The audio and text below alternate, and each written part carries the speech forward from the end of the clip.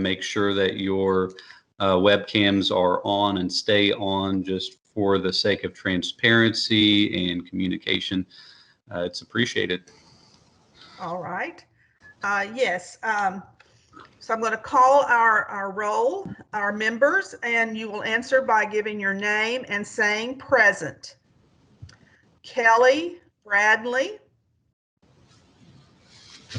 I think she's going to join us a little later today. She had a conflict. Scott Bruins. Scott Bruins, present. Taylor Bumgardner. Taylor Bumgardner, present. Sarah Burnett. Sarah Burnett, present. Stacy Earl. Casey Gessenhues. Casey Gassenhughes, present. Paula Jolly.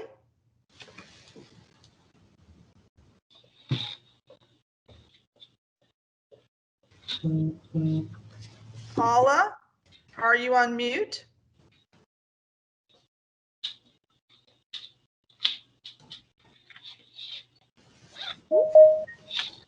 Well, I think she's here, so I'm going to put a little question mark beside her name. Justin Mitchell. Teresa Nicholas. Teresa Nicholas, present. Valerie O'Rear. Valerie O'Rear, present. William Owens. Amy Smith. Amy Smith, present. David Trimble.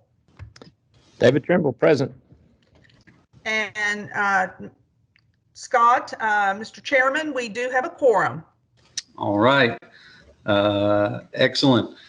Let's go ahead and move through the agenda here. Our first agenda item is approval of our September minutes. I believe that these minutes have been distributed prior to the meeting. Hopefully that you already had a chance to look over the minutes. Nevertheless, I'll give just a minute or two to sort of refresh yourselves.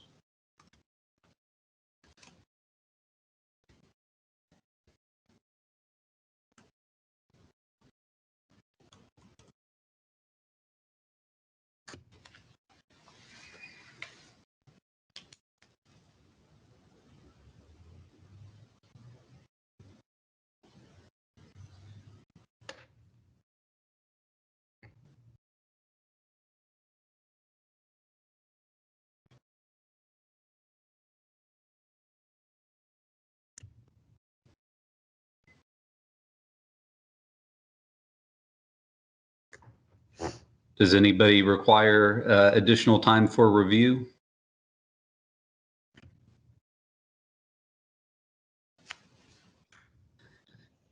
If not, I'll entertain a motion to accept the September minutes as dictated. Casey Gassenhughes, I make a motion. Thank you. Do we have a second? It's David Trimble. I'll second it. All right. Casey and David.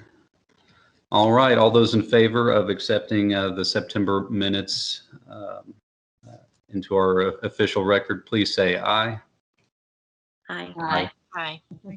Any opposed? All right, let's go ahead and move to agenda item 4. I'd like to welcome Dr. Glass to our meeting.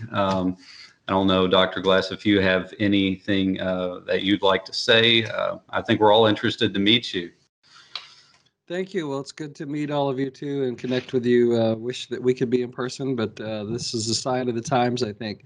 I just had a couple of thoughts that I wanted to share with this group just as you got started. And not to take up too much of your time. I know that you've got a busy agenda, but this is a really interesting time when it comes to assessment and accountability. And I think we're at a moment of a potential change, which often creates a lot of concern and anxiety about what is here and what's to come. And I think that's natural. We see with COVID and the disruption that happened with assessment and accountability this past spring. Now there's a real pressure to sort of restore all of that, to put assessments and accountability back in place. We've received word from the U.S. Department of Education and Secretary DeVos that we're not to expect waivers from them on assessments in the spring, although it's very likely that we'll be dealing with a different Secretary of Education and Administration in the spring. So at least that's what we're planning on at KDE. But I think at this point, anyone who tries to look into what's going to happen in March or April and says that they know or they can make that prediction is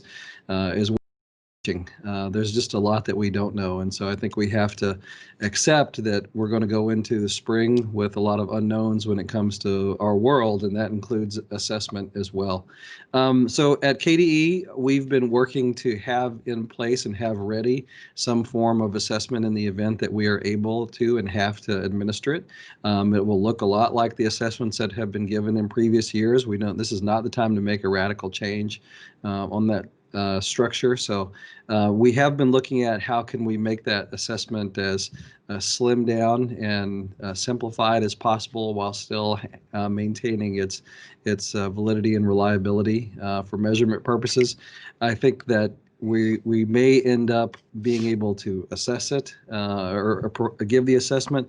We may have questions about the conditions in which it was administered because we may be asking kids to take it themselves at home, and we may be in conditions where some of our districts are able to or can and some can't, or we may be in a condition where nobody can. So I think we have to keep all of our options open right now for what the spring looks like, and just kind of keep searching and be ready to adapt to whatever conditions are in place. So that's what we've been doing. Beyond just trying to restore the assessments that were in place previously, I also think that we're at a point where the state is ready for a rich and meaningful discussion around the future of assessment that honestly I think is important, but it's also longer term. I think we've reached a recognition here after 20 years of No Child Left Behind that simple machine scored content driven assessments aren't necessarily measuring the things that are most important for our kids and their future. And so is that where we want our schools focused, or do we have different aspirations? And so I think that's a good conversation for Kentucky and honestly the rest of the country to be having. What should assessment and accountability look like going forward? I'm not making an argument that content isn't important, but I will strongly make the argument that it's not the only thing that's important, and we've treated it like it has been the North Star or the prime driver in how we arrange assessment and academic experiences for students for some time. So I'm excited about that longer range conversation, and we've been looking at the Department of Education around how we get that started. We're looking at the ILN or the innovation districts that have an assessment cohort within them that have been looking at performance-based, more authentic assessments, and how can we make those scalable, meet the requirements that are in federal law, make them valid and reliable, but also get at some of the, I think, deeper skills that if we look back to the original intent with CARA and assessment, it was trying to get there, but faced a lot of technological challenges in doing that. But we've got 30 years of better technology now than we had when all the portfolios were trying to score all those in the early years of CARA. So we may be at a different time, and it's I think time for us to really think about are we measuring what we can measure, or are we really designing an assessment system that measures what we think kids need to know? So exciting future for us, I think, in that discussion. Shifting a lens now and thinking some about accountability. We had Senate Bill 158 passed in the last session that really makes some foundational changes to the accountability system in the state.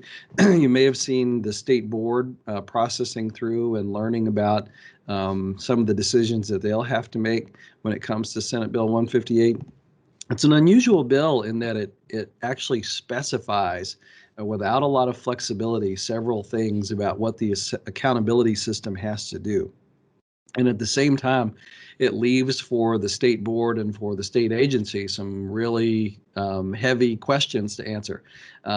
So we're trying to figure out things like designing a different rating system for schools and sort of this heat map approach from red for schools that are in trouble and blue or cool for schools that are doing well, and sort of a gradation between that on this heat map. And then you get in all these conversations around where what are the points at which you move from one category to the next, which is at its foundation a qualitative discussion, and it's a values-based discussion. And so that it's not as sort of precise and scientific, I think, as we're trying to impose this sort of objective framework on what is a very values-based and subjective decision around where these cut points are and what different colors are and what we think they mean. So that's work that's happening. Senate Bill 158 also balances the concepts of growth and status in the rating system, but it specifies a calculation for how growth and status and how they come together that's going to be hard to execute, and it's going to put schools that are already high performing and at a disadvantage. So we've got to figure out a technical way to account for that, or excuse me, or we'll have to go back to the legislature and see if they can give us some flexibility on that calculation. You can look at California's assessment system, and that's similar to what the Kentucky legislature was working toward. I think it's coming back to the state after being gone for a couple of decades. It's stunning to hear that a supermajority Republican legislature patterned their accountability system after a super blue state in California. But politics and education are all over the place, and this is another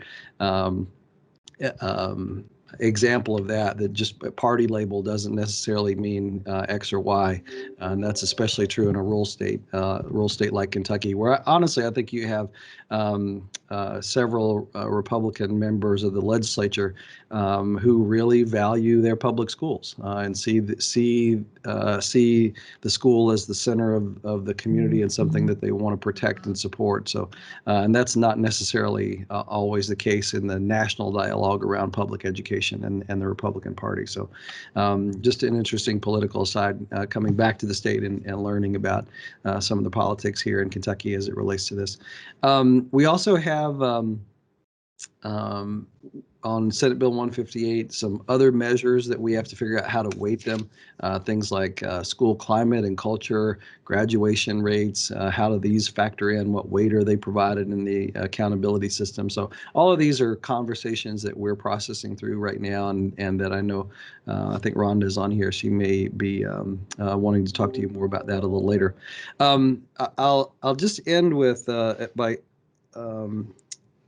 stressing the importance of equity in the conversations around assessment. We really wouldn't have a national system of testing and accountability without the concept of equity, because No Child Left Behind, what was the big driver behind all the testing in it was there was a strong desire to have an assessment system that would highlight the gaps between Black and brown kids, kids with disabilities, kids of low income, kids that are learning English, and show people, look, these kids are not getting the education that they need.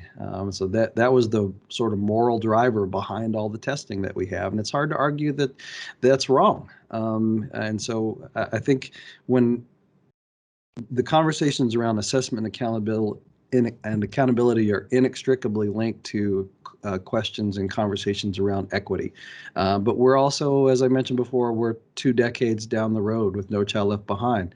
And if we step back and look at this and say, did all that system of testing make the difference that we thought that it would or that it should? And I think probably not. We still have yawning achievement gaps and equity concerns, and the application of pressure through testing and accountability system hasn't necessarily closed that. It certainly hasn't closed it at scale.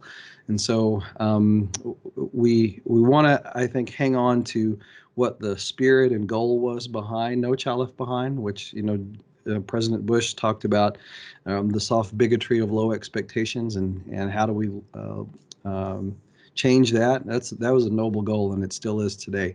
But now I think we've learned a lot about what assessment and accountability can do and what they can't do, and so it's time for us to take stock of that as a state and chart a new course. So I don't know if Dr. Woods Tucker is on. I think I was supposed to hand things off to him just to say a few words on this question of equity.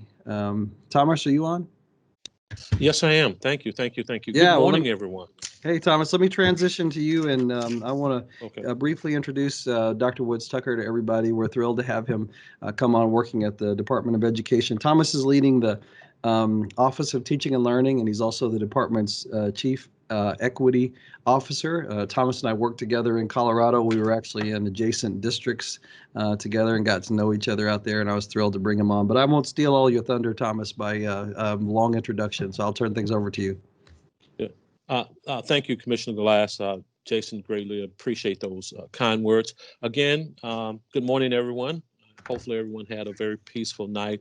It is my extreme pleasure to join you all here in the Commonwealth of Kentucky in creating more equitable playing fields for our kids and our staff members here in the Commonwealth. As Jason said, I have the pleasure of helping to lead the Department of Teaching and Learning along with the equity work that will be happening at KDE.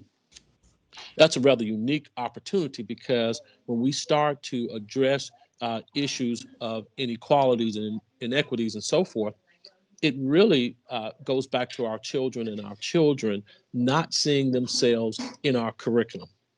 And we know based upon the curriculum, we then create hopefully a balanced assessment system. And when you talk a little bit, and I'm only going to talk a little bit about assessment and kind of what my bias is, and it was nice to hear folks in our department talk about that there is a greater understanding and a greater desire to focus more on assessment for learning and creating those desirable conditions for young folks to demonstrate a deep understanding of the curriculum versus this assessment of learning. Again, I've never had a problem with assessing students. And we've done, good work across several states. But I think there really needs to be a greater emphasis on assessing students for learning. And I'm sure each of you is familiar with that and the importance of understanding them, assessing students where they are so they can make meaningful growth. And I'm, again, very excited to work with you on that. On the equity end, and several people have heard me say this before, number one goal is to identify and quickly and thoroughly eliminate those underlying barriers and those drivers that create inequities in our school system. We know they're there, and we need to eliminate those because those barriers perpetuate inequalities, inequities. Because if we are truly, driven to provide greater opportunities for our young people and for our staff, we have to eliminate those barriers before we can allow students to advance. So again, I'm in a very unique position where we're looking at the teaching and learning part of the house as well as the equity part of the house, because before you can raise achievement, you have to address those inequities. And so we're going to ensure that when we're looking at teaching and learning, we're looking at curriculum, we're looking at instruction, that our student voices are heard. And I mean beyond Black and brown voices. We need to ensure that our students who are part of the LGBT community, that their voices are heard. Our poor students' voices are heard. This whole cacophony of voices across the Commonwealth should be heard in our curriculum. And I also dare to say in assessment. Another job that I also have, in fact, in a few minutes, that I will be gladly taking on is helping our building leaders, our district leaders, create those conditions so that they are comfortable being uncomfortable, having conversations about inequities, having conversations about racism. In fact, here in a few minutes, I will be talking with one of our superintendent friends about how we at KDE can begin to help facilitate, not own, but begin to help facilitate some of those conversations, because we need, it's due time now that we have real conversations about race-based stress and trauma. And all of our students, as Commissioner Glass said, when you look at COVID-19, it's been with us since March. Our students and our staff members experiencing a great deal of trauma. And I'm happy to say that we have folks at KDE who are helping our colleagues at the district level and at the building levels begin to address this trauma as a result of COVID. And it's not going away anywhere soon, but I can say with the talent that we have here at KD and across the Commonwealth, we can make this a better experience for our students, a livable experience for our students and staff. Again, thank you for allowing me to share a few words with you, and I'll try to listen in on much of the conversation today before I begin some additional work this morning. All right. Thank you very much, Dr. Woods-Tucker. I also appreciate you as well, Dr. Glass. Thank you for joining us this morning. I know that you all are very busy, but appreciate the leadership that you're bringing to the office. All right, let's move on to agenda item number 5 here. We've got whole school, whole community, whole child. And I believe that we have Ms. Kinney, Mr. Tackett, is that right? Yes, that's correct. All right, welcome. Good morning. My name is Robin Kinney, and I'm the Associate Commissioner in the Office of Finance and Operations. It's a pleasure to be here with you this morning. We were asked to come and talk to you a little bit about some work that has been going on for some time, but of course, in our environment of the coronavirus pandemic, which really is emphasizing partnerships and collaborations across our communities and within our school districts in the world of health and supports for our students and our staff, we wanted to come and talk to you about this subcommittee that exists and kind of the connection between health and the importance of good health for our students and our staff as it relates to academic achievement. So in 2011, the Kentucky Board of Education formed this health subcommittee, and it started out as a result of a grant between the National Association of State Boards of Education, or NASB. And it was originally around that coordinated school health model, and it's kind of evolved into this whole school, whole community, whole child subcommittee at this point. I want to share with you that I think this is a true success story across the Commonwealth of agencies and cabinets coming together. They meet on a regular basis and they talk about the challenges that really our students and staff need from supports related to physical education, nutrition, health education, social and emotional supports, and really emphasize having the student at the center of those conversations, but the supports that we can have from our communities and outside entities. I have with me today Jim Tackett of my staff, and Jim is our Coordinated School Health Project Director. The school health team in my office is small but fierce, I would say. There is Stephanie Bungie and Julie Martin really make up that team, and they coordinate and act as staff to the subcommittee itself. So I'm going to turn it over to Jim now, and Jim will walk you through a presentation that'll give you more information about this subcommittee and the work that they do. Jim, are you available now to present?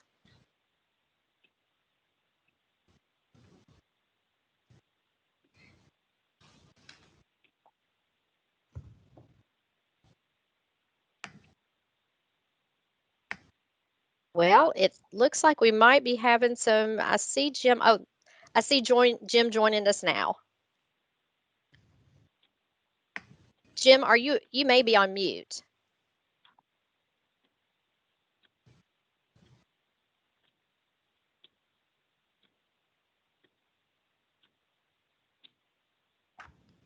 Can you hear me?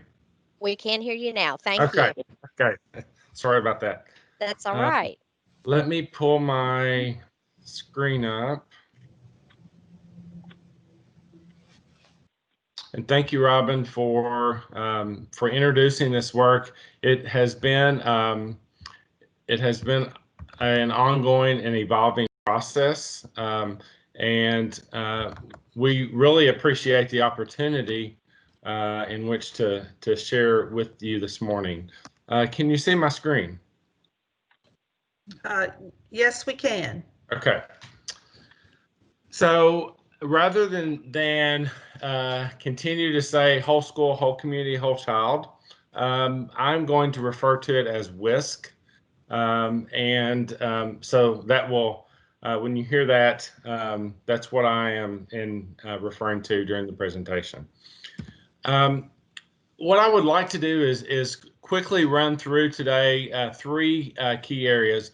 One is the understanding of the impact of health and academic achievement, that our students who are healthier have the opportunity to progress and move through their knowledge and skill acquisition in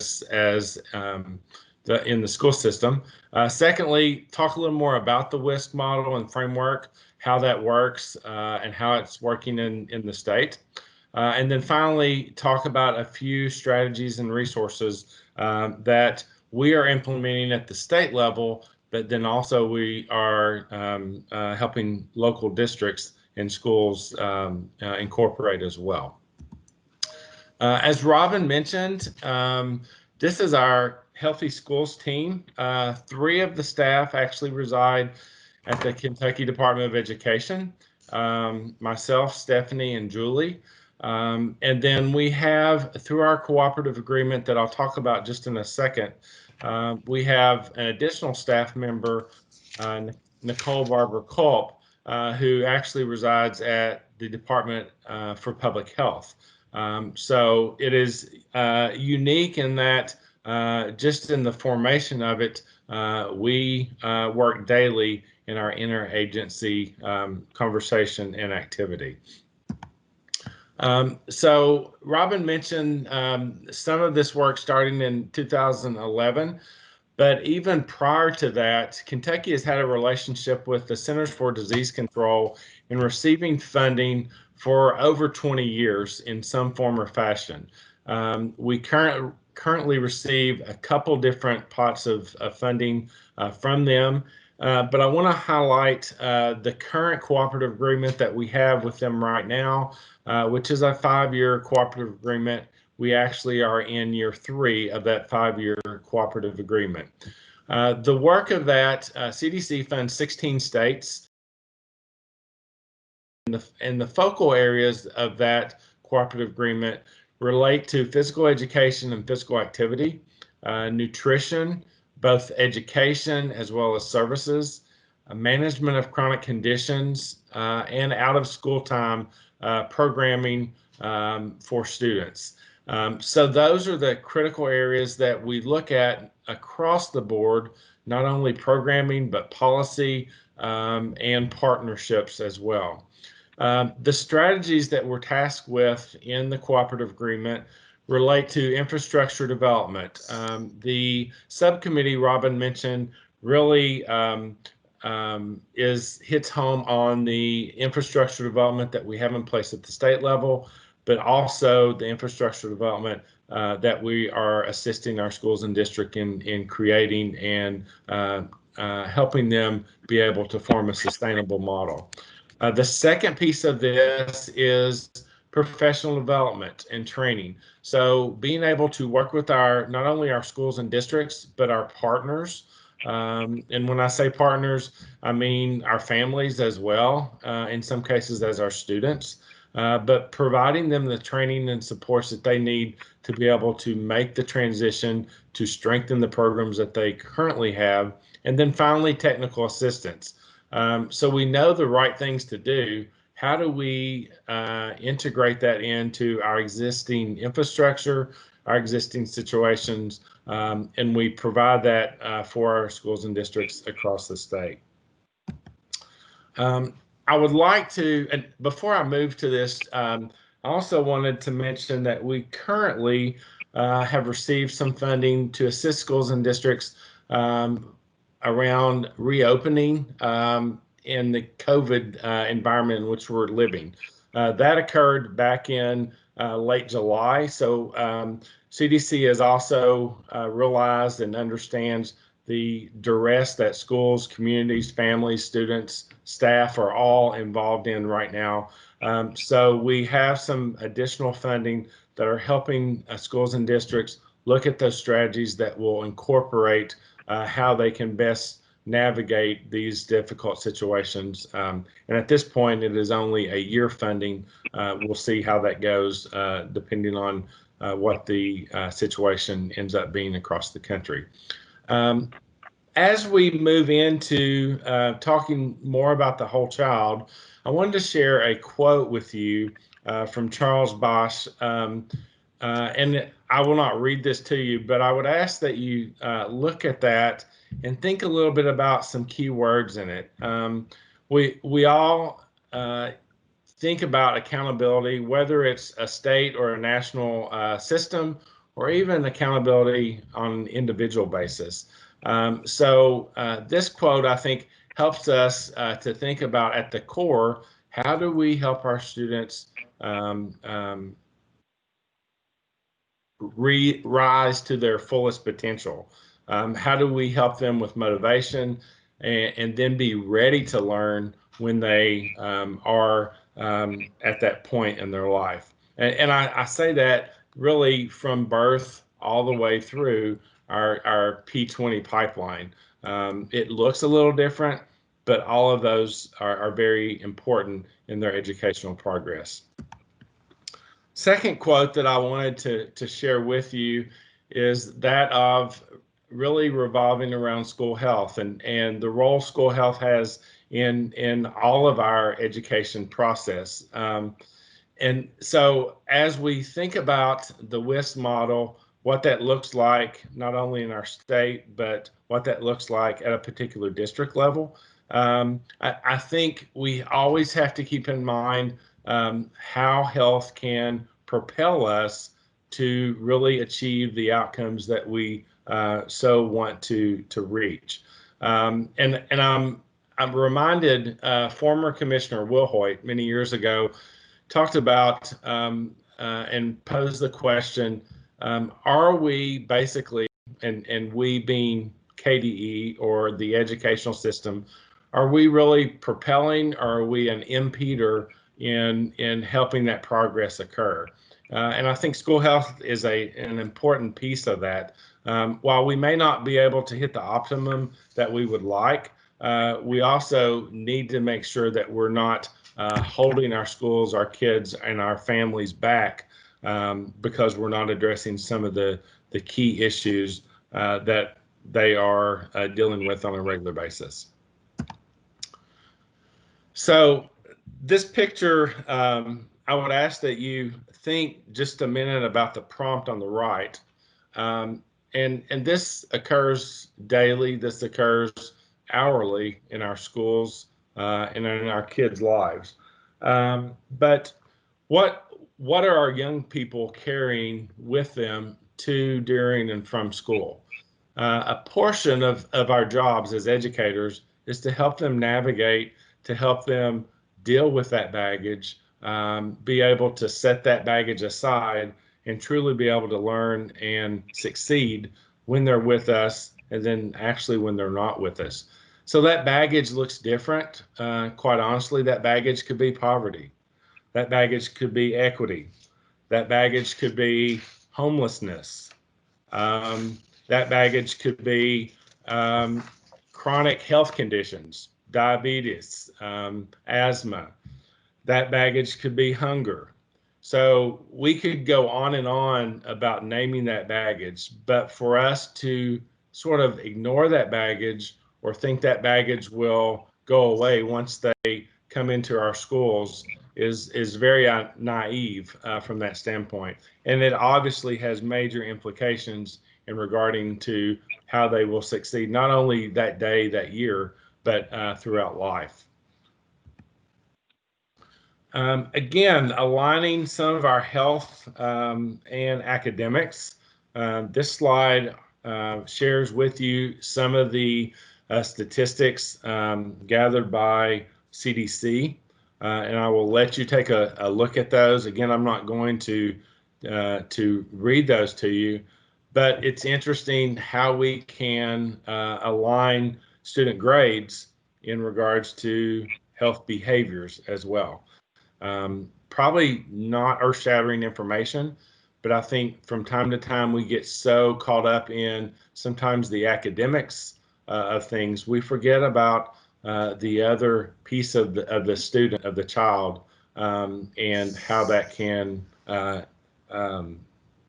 alter their performance in the classroom and assessment in life.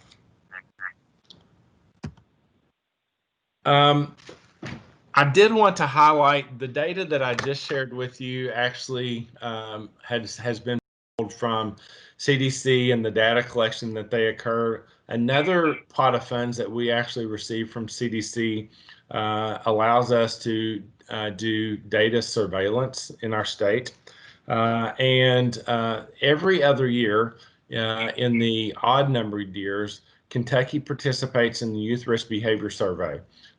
This survey basically will poll our middle school and high school students in a randomized sample and ask them what health behaviors they are engaged in.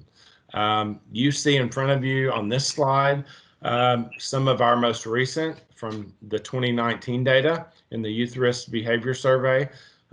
Some of the things that really jumped out from that survey with us. At the end of the presentation, I will have a link for you that will allow you to take a deeper dive into what our students are saying about their health behaviors and how that potentially can impact programming, policy, etc. But in a very quick nutshell, we see e-cigs, vaping as a huge issue that jumped, as you see, from 2017 to 2019, just in a 2-year period. We did see cigarette usage drop in regards to that, especially at the high school level. And we also noticed in this, and these did not make the slide, the other major change from 17 to 19 was student mental health. And I mentioned that to you to think about the role mental health. What are we doing at the state level? What are we doing at the local level to support student mental health and also staff mental health? Even through COVID, this has been a very challenging time. And I think the mental health aspect has really jumped out at us as a need to take a deeper look at, and how can we provide those supports and strategies for our students as well as our staff. But I would encourage you to dig into this a little more. We have an infographic that was created that will give you a better view of many of these behaviors that our students are engaged in.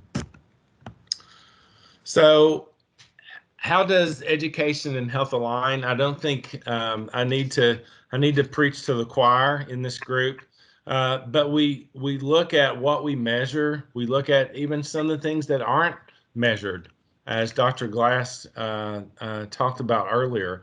And I would challenge us as a state to think about, although we currently are not measuring health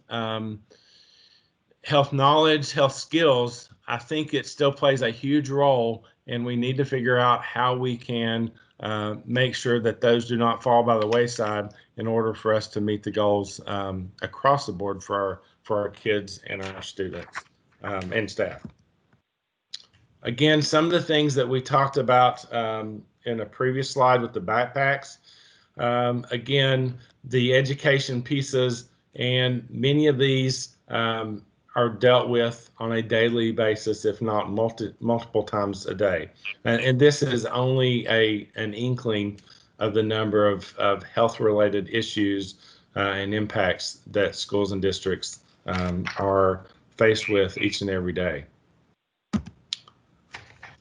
So the WISC model framework has been around for many years. It's been called several things. The whole school, whole community, whole child model is the newest rendition of that in partnership with CDC and ASCD. This is the new model, and I will mention to you the child is at the center of the framework. So without me explaining, I want to try to show you a video, a very short video that will make this succinct and explain the WISC model.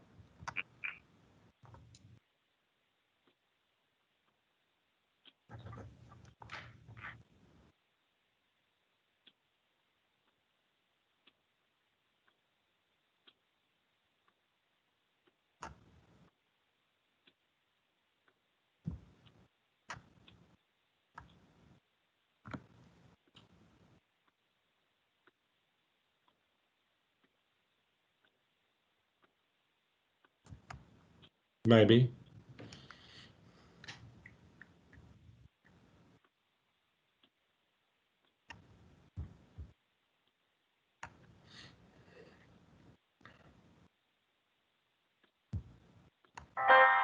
For too long, health.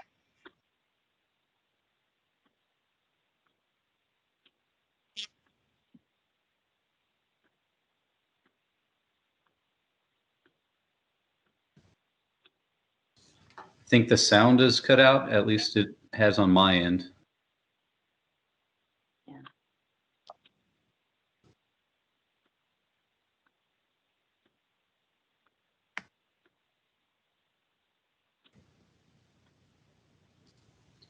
Jim, when you shared your video, make certain you do the include computer sound.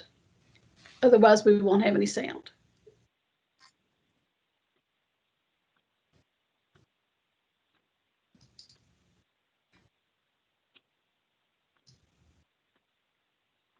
So you may have to stop sharing just to share again when you get the video up. Okay.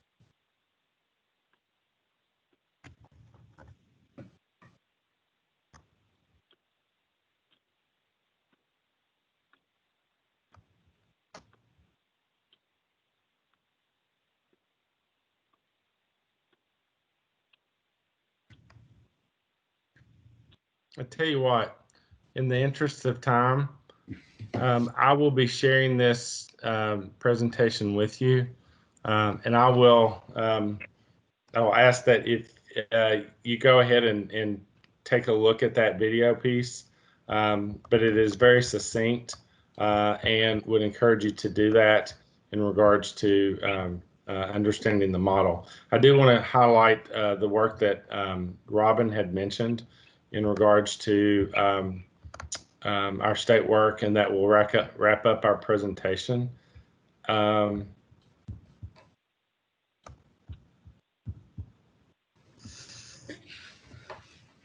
So the Kentucky Board of Education WISC subcommittee, we meet bi-monthly, so every other month, and it really is a gathering of folks, not only internally at KDE across divisions and offices, but also many of our other state partners as well, public health, behavioral health. We also have the Pritchard Committee involved. And in fact, the next presentation or the next meeting, the Pritchard Committee's student voice team will be sharing with their work with our group. Foundation for a Healthy Kentucky, Family Resource and Youth Service Center. So it's truly a partnership, interagency, and all of us work together to share resources, to share challenges, successes as we move forward to change the health landscape and the success across the state. Data collection is another huge piece. I mentioned the YRBS, but several of our other partners collect health-related data, and that helps immensely when we think about limited resources and then how we can use that data across agencies to then be able to implement strategies and best practices. So I would encourage you to think about that, but we're also talking about putting this into practice at the local level. We feel like it's a little hypocritical if we ask schools and districts to do this, yet we're not trying to do this and not modeling that at the state level. So what we share with our districts across the state is start where you are. This is a huge framework, and it's not meant to be implemented all at once. But start where you are. Assemble that team at the district and at the school. Have folks represented in each of these areas to have their finger on the pulse of what's going on. What are we succeeding in? Where are some areas that we need to maybe look toward improving and strengthening? Look at data. Sometimes we're data rich, but analysis poor. So we encourage folks to look at what data you collect and then how that can help you make informed decisions around priorities, programming, and policy. Standards-based curriculum for both our health and physical education programs are critical. We need to move away from a knowledge program and curricula and more about skills-based, helping those kids be able to be successful and implement the knowledge that they have. Evidence-based practices and resources. There are tons that are out there. So what does that look like in strengthening our schools and our communities? And then finally, the partners in which to make this happen. This is not meant to occur within the four walls of the school by itself. Who are our partners that can help make this happen, including our families, including our students as well? Finally, a couple quotes. We challenge communities to think about school health differently and how that impacts our curriculum at the school level. This is a quote from the ASCD when early on they began the work around the whole child. And then the father of coordinated school health, Lloyd Colby, actually summarized this many years ago prior to this model being in place. But we have to be able to work together. We have to be able to benefit our kids in whatever arena they come from to help them be successful in the future. So I'm going to stop there. I don't know if we have time for questions or not. If not, then please post them in the chat and I will respond to those as we move forward. All right, thank you, Mr. Tackett. Yeah, I was completely ignorant to your committee and organization, but I can't think of a more relevant committee during this international health crisis. So appreciate what you do. Are there any questions for either Ms. Kinney or Mr. Tackett?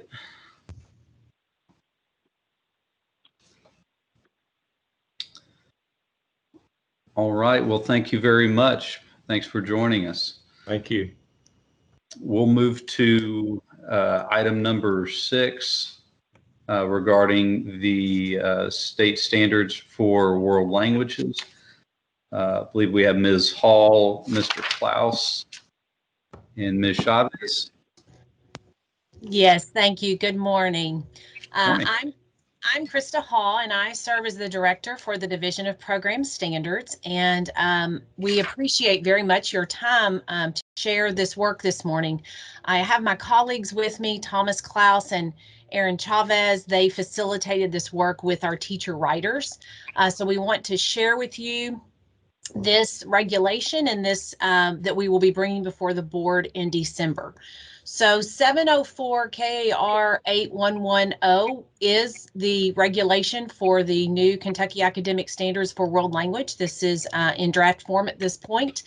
And what we did with this is we worked to follow the standards revision process that was outlined in KRS 1586453. Although this process, which was established in 2017, identified this needed to occur for reading, writing, mathematics, science, and social studies, we have worked at the department to honor this process across all of our content areas as they go through revision. And basically, this regulation required that on a 6-year cycle, that every year 1 to 2 content areas standards would be reviewed and from that then revised if needed. It established teacher committees. We have an advisory panel as well as a review committee, and these work independently of one another, but they're the checks and balances for each other.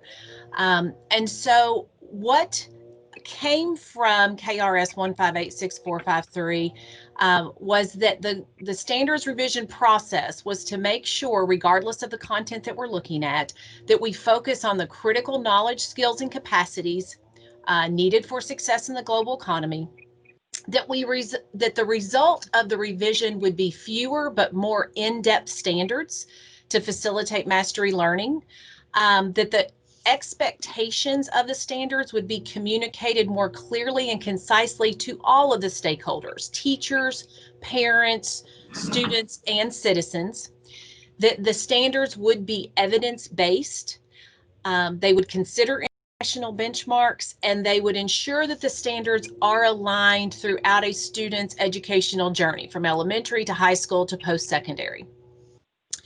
And so when we first were looking at breaking down this regulation, we call this our game board. This helps us make sure that we keep all of the steps in the process occurring. And we're actually, we're in the third column where the third box down where it's KBE approves proposed changes. So this is where when we take it to the Kentucky Board of Education in December, then they will be able to see the draft document of the standards, and at that point make any recommendations or have approval. So there have been many steps along the way, and as I stated, we have the 2 teacher committees. Teachers from across the state were selected with their world language experience, their community experience, so that they were able to be informed as they were developing these revisions. So at this point, I will turn it over to my colleague, Thomas Klaus, and he can take you through the actual process of the work that the teacher teams completed. Hi, everyone. So I'm going to walk you through a little bit of kind of the process of AP&RC and talk a little bit about some highlights from the document that they helped revise. So this process actually goes back to last fall when we basically put out a survey with the help of our Regional Comprehensive Center that looked at the Kentucky Standard for World Language Proficiency. At the same time, we put a survey out for committee members for the advisory panel and the review committee. We notified people who had been selected to the committee, and in January we had the initial meeting with the advisory panel. At that time, they reviewed survey feedback on the the Kentucky Kentucky World Language Proficiency document, and also looked at architecture from other state standards. In March, we convened the review committee to look over some of the suggestions of the, and then through May and June, there was a give and take with the AP&RC about kind of completing a revised World Language Standards document.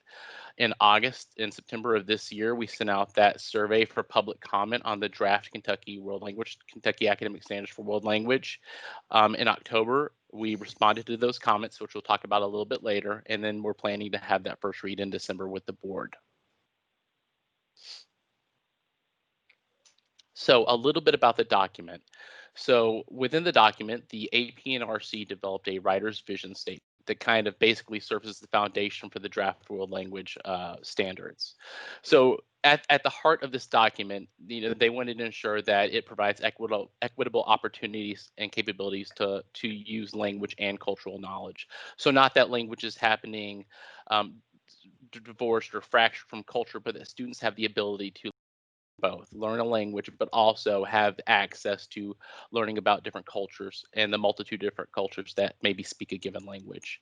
They want to ensure rich exposure and understanding of both people, places, and practices of the target culture. So again, understanding that given a specific language like Spanish, learning about the people, places, and practices in Spain and how they impact the language is going to be a little different than kind of learning about that same context within Argentina or a different community. So really just trying to tie in culture and language. At the same time, really wanting students to think deep about that interaction between language and cultures and have them prepare them to be inquirers, empathetic, risk takers, think deeply about that connection and be able to communicate in a target language based on their understanding, not just of the language, but also of the culture.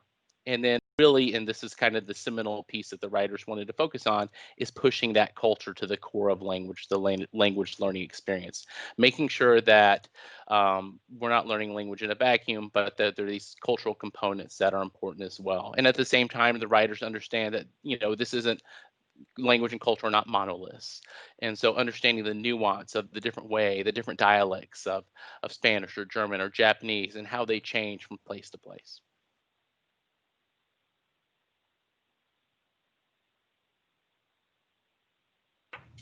Some of the highlights, and so that progressions within the document, students work through kind of progressions of novice to advanced, and those are taken directly from or highlighted from the kind of national standards. At the same time, the writers really wanted to focus on providing some guidance to teachers on kind of what some of these exercises could look like. So really utilizing the necessitable, actual, can-do statements to provide some sample learning targets for teachers. And then using cultural appropriate verbal and nonverbal skills to build relationships with people of different cultures. Again, it's that idea that culture is at the heart of this document. Again, intentionally pushing that focus of culture to the core of language learning through the use of global competencies, and then also providing those sample learning targets to ensure that there's also equity within this document, to ensure that they're looking at examples that provide sample learning targets for thinking about racial equity. At the same time, the sample learning targets also highlight ideas of connections, comparisons, and the sense of community. And furthermore, this document is aligned, like ACTFL and the CESFL and other national documents, it does align to the American Sign Language Learning standards. And so you'll see within the document, there are words such as viewed, signing, or signed. So they wanted to make sure that it was equitable in that sense as well.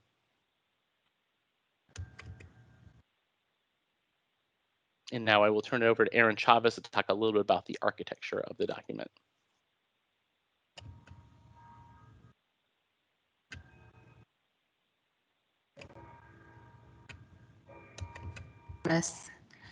Thank you. Let's see. All right, went off the, can you see my slide? Can you see the presentation? We're seeing the slide mode with the notes on the side. Okay. That's all right. I'll skip on through. Okay, thank you. So here's an example of how to actually read the document. This is in the actual standards document, and it talks about the different modes. Goes ahead and starts with the goal areas. So there's two goal areas focused, just kind of like Thomas talked about, with communication and intercultural communication. Then the other goal areas are embedded within the sample learning targets, as well as the guiding questions, which are connections, comparisons, and communities. Then underneath the goal area, you'll see the standard and then the mode of communication. There's 3 different modes of communication, interpretive, interpersonal, and presentational. And then under that, you'll have the different proficiency benchmarks. There's 3 levels: novice, intermediate, and advanced. And under each one of those proficiency benchmarks, then they'll go into sub-levels for performance indicators. So you'll have novice low, novice mid, and novice high. Same thing for intermediate. You would have intermediate low, intermediate mid, intermediate high, and then the same thing for the 3 sub-levels for advanced. And then not only that, but under the proficiency benchmarks, the standards writers really wanted to provide sample learning targets. So again, it's not an exhaustive list, but it's just a way to give context for teachers and students to see how these other additional goal areas could play out in classrooms. So this is just an example of a communication standard, and then here's another example of an intercultural communication standard. All right, Thomas, I'm going to pass it back over to you if that's okay. Thanks, Erin. So I'll talk a little bit about the public comment feedback survey that went out in August and September. And so you see basically demographics. So most of the people who responded to this poll were world language teachers or general teachers, general educators. We had a few retired educators, and then we had a slightly larger group of administrators, some parents and guardians, a couple higher ed representatives, and a couple people from the business and community level. So overall, Aaron, if you want to move ahead.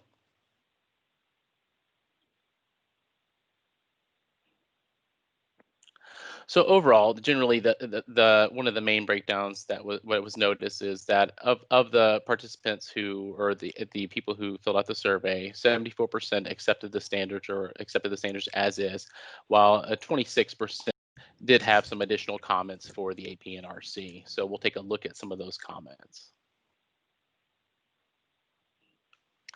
So really, major comments were really about streamlining and simplifying the document. So one of the things that the APNRC did is in reviewing kind of the feedback, they decided to make some changes with kind of the sample learning targets. And by italicizing some of the statements in there, they felt like it was easier to kind of denote that these were samples of kind of what instruction could look like. Another major piece of feedback that we saw was that there was the idea that place intercultural communication standards before the communication standards, really in thinking about, if this is a document that is focusing on culture as the central aspect of learning language, then those needed to be first. The AP both agreed on that, and so those will move to the front of the document. And then for really thinking about investigation interaction, really highlighting a framework for how this could be done. And so what the APNRC really focused on was building out that piece of products and practices and language and behavior as basically a framework for having educators think about building out that intercultural communication piece. And so that's not the only feedback we've sought. So aside from the survey, we've also presented to the Student Advisory Council, presenting to SCAAC today, and then we're also looking to get feedback from the Gifted and Talented Education Group, the State Advisory Council for Exceptional Children, LSAC, Principal and Teacher Advisory Groups, and on top of that, we've also, because we feel like we also want to get more of a student voice, we are doing a focus group with students, and we've also done a focus group with the Kentucky World Language Association, as they are the professional state organization with world language. So we are still seeking feedback on this document.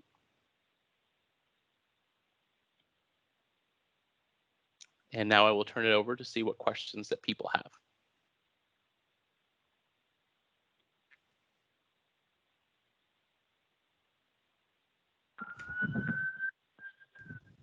Hi, this is Stacy Earl. I'm not sure if you guys can hear me. I had to call in. Yeah. I can hear you, Stacy. Okay. I had a question about world languages, including sign language. Is there any way to get that added? I think it is. It is. Yeah. So one of the things that the writers really wanted to focus on was making sure that this document was congruent with the American Sign Language national standards. And so by adding in that language and having that language of, communication being viewed, signed, or signing, they feel that it was compatible with those. And those are Okay, so that indicated can. in that. Sorry. Oh, okay. go I'm ahead. sorry. Sorry. I can't see just because I have the call in, but I know a lot of the parents were wanting their children to learn the sign language, and the classes available around here fill up really fast outside of school. So I was just checking to see if that was an option we could put in our schools. And I was just going to add those different labels, those viewed sign, those are indicated in the performance indicators. So it's embedded within the standards, the draft standards. And with it being Okay, available, it is available in the standards. And I understand what you're saying about in the schools wanting students to have the opportunity to take those courses. And that will then come down to a local decision for schools to offer those options. Okay, thank you.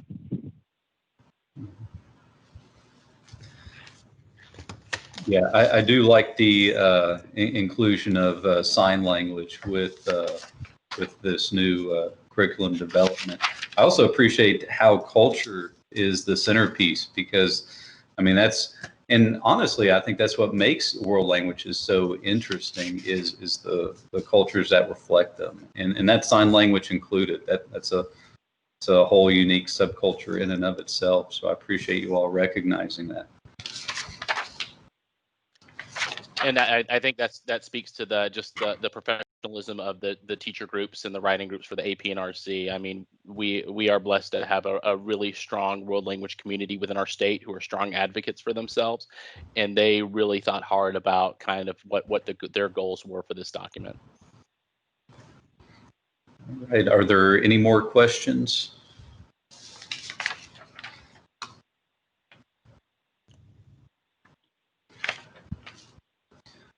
All right. Well, thank you for addressing our council. Appreciate your hard work going into the development of these standards. We're excited to see what becomes of it. So I guess just one quick question regarding timeline. I saw the slide with all the various groups that you're consulting with. After you've met with those different councils, what would be your next step?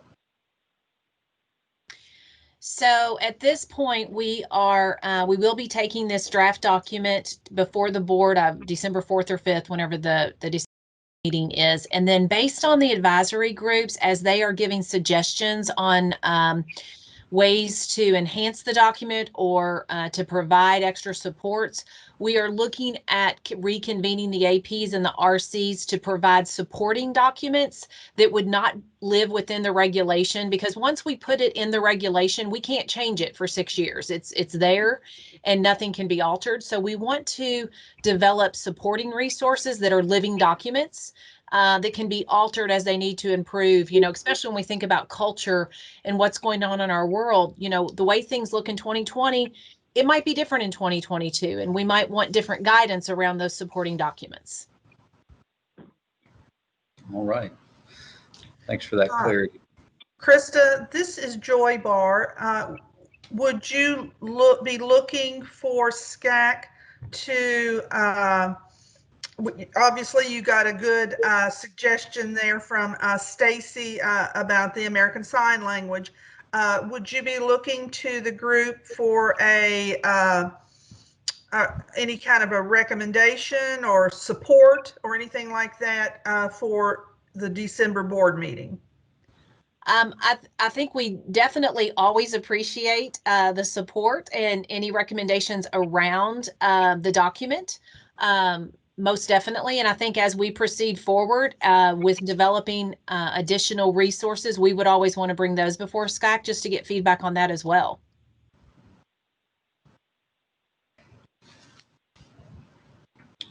Right. Is there any additional feedback for regarding world language curricula?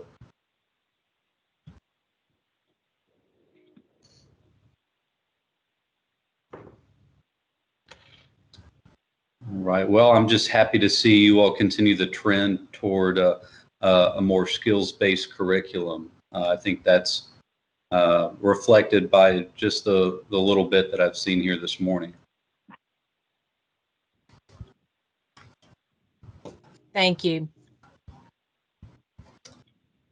All right. Well, thank you very much. We'll move to item number 7. Ms. Sims and Stafford, I believe you have something for us about the accountability system. We do. I just need to get my camera on here. I may be in too bright of sun. I'm so excited to see sun. Yes. That that I try to stay near it, but I may need to kind of move around a little bit. I may be too bright. So I think Jennifer is also on, and we really, Dr. Glass sort of teed up this conversation. If we have any golfers among the group today, we do want to talk about changes and recommendations that will be going back to the Kentucky Board of Education. And obviously the world language conversation you just had is part of the time with the board as well in December.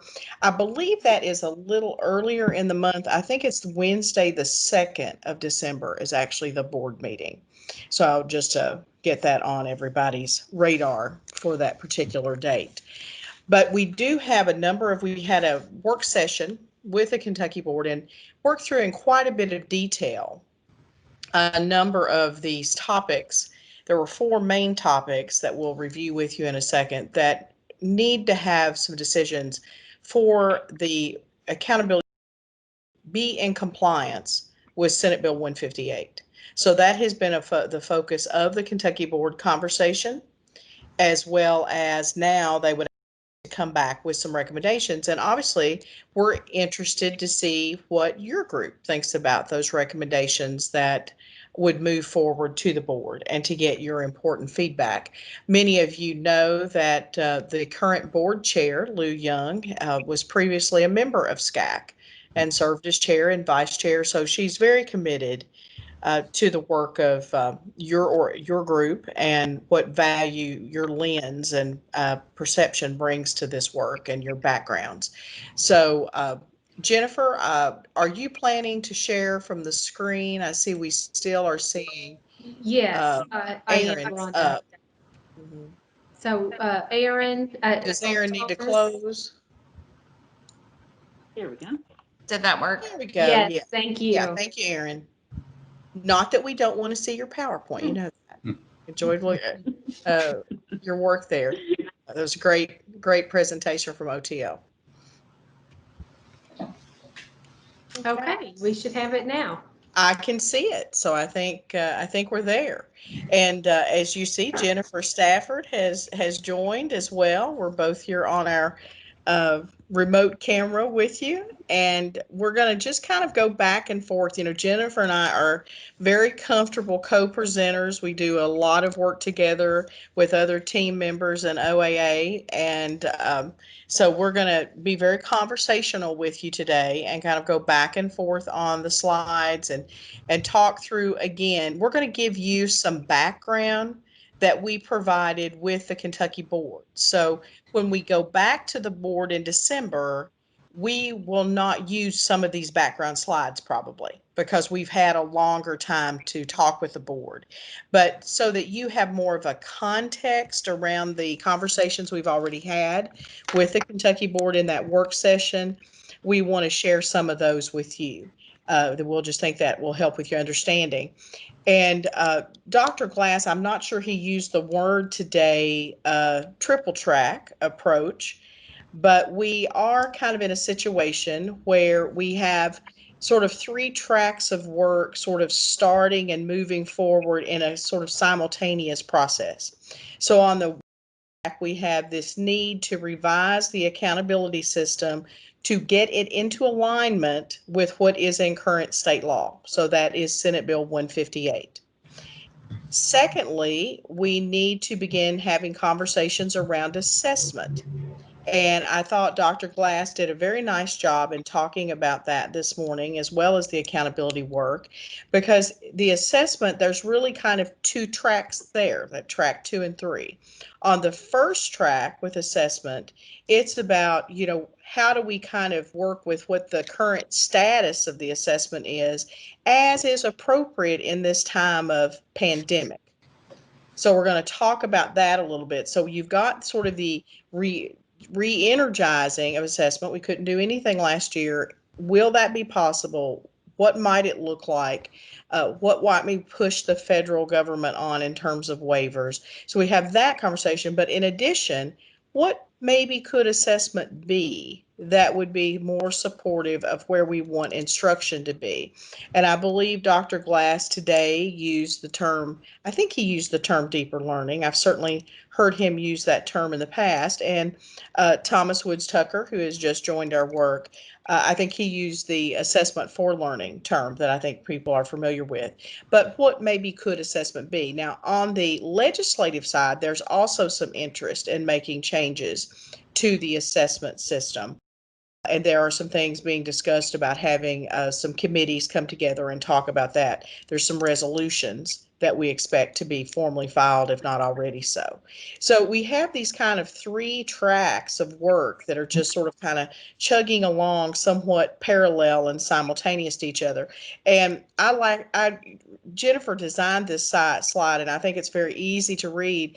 And the arrow to me is like when you're in a ginormous place, be it a big mall or the zoo or some other venue. Back when we were out and interacting with people, there was always that "you are here," and it was a little mark so you knew where on the map you currently were. And so this arrow, it represents kind of where we are at this point. And we're getting ready, obviously, with your feedback, to move toward that December meeting where we'll start talking a bit about assessment. And we'll give you a little preview of that at the end of the accountability. But we're still right now kind of focusing on that first track. Let's get the accountability system aligned to 158 and then begin to move the work forward in some other areas with assessment. Then obviously over time, you could always come back. We have very frequently changed things because of legislative action as well as federal changes, and we'd like to get to a point of some stability. So, but just to kind of get us kicked off. So Jennifer, I don't know, would you have some other things you might like to add to our conversation here on number 2, and then we'll move forward here with the group?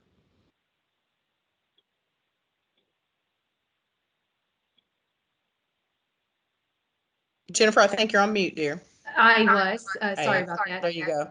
Yes, I'd like to just make a couple of notes here. You see in this slide that we're here in November, and we're looking forward to your important feedback here today. We also are looking toward the Kentucky Board of Education in early December on the first read of the accountability regulation as part of that triple track discussion that Rhonda mentioned. You'll note that in the past, the Kentucky Board of Education has had the policy to have 2 reads of a regulation. They are considering amending that policy toward having 2 reads of a regulation. I believe that discussion will take place in December at their board meeting. So, which could impact our accountability regulation. So they are considering going from the requirement of 2 reads to only 1 single read. If that does happen at the December meeting, that would impact our accountability regulation, or it could have some impact on it. So December may be the first and only read of the regulation. So if they move away from the 2 reads, then that February you see here on this plot of steps toward the system's design, that second read may not happen. So this could be the only read of the accountability regulation. but we'll all have input on it. There'll be the number of ways that our shareholders will be able to comment on the regulation. We're seeking your important feedback. We'll talk with our DAC advisory members tomorrow. We have the local superintendent advisory council next week, and then we'll move to these. And if there's not a second read, then the timeline will move to a public comment period. And that public comment period has been extended to include a 60-day comment period. So we'll get both written feedback as well as verbal feedback from our shareholders and interested parties on our accountability regulation. So then we'll move into then the legislative committee earlier than we had anticipated. So that'll be more into the late spring during the summer months. So again, just wanted you to know that policy that the board may adopt on from having 2 reads down to 1 could impact this regulation. We had a question, Jennifer, that popped up in chat about from Valerie of whether we know the rationale behind removing the second read. Now that would be, I don't particularly know all the detail around that. I would suspect, we have moved now as a state to having a 60-day public comment versus a 30. So it could be that so that the reg development process is not really lengthened out because of that extra 30, that this would allow to be a little sleeker. But now I do not know if that's the full reasoning behind that. I think many agencies only do 1 read. I think the Department of Ed is a little out of the sync of other state agencies about how many reads they typically have done. So I know the board's going to talk about that. They may make the decision not to remove the second read, but they're at least going to talk about it, I think, as a policy coming up in December. So stay by for a little bit more conversation from the attorney's office on that. So a possible timeline could be the first read, a public comment of, you said 60 days? 60 days. And there's a schedule, like for instance, if the board meets December 2nd, you have to post the materials up to the legislative research site around like the 15th of the month. So it would technically be open from probably starting around the 15th of December, if not near the end of December, most of the month of January and February. I believe that's when the public comment. So that would put, it depends on how that comment period works of whether we'd be back at the board in February or whether that would be pushed back to the next board meeting. So it'd be the spring. Yes. So then the next, after the public comment period, then we move into what's called a statement of consideration.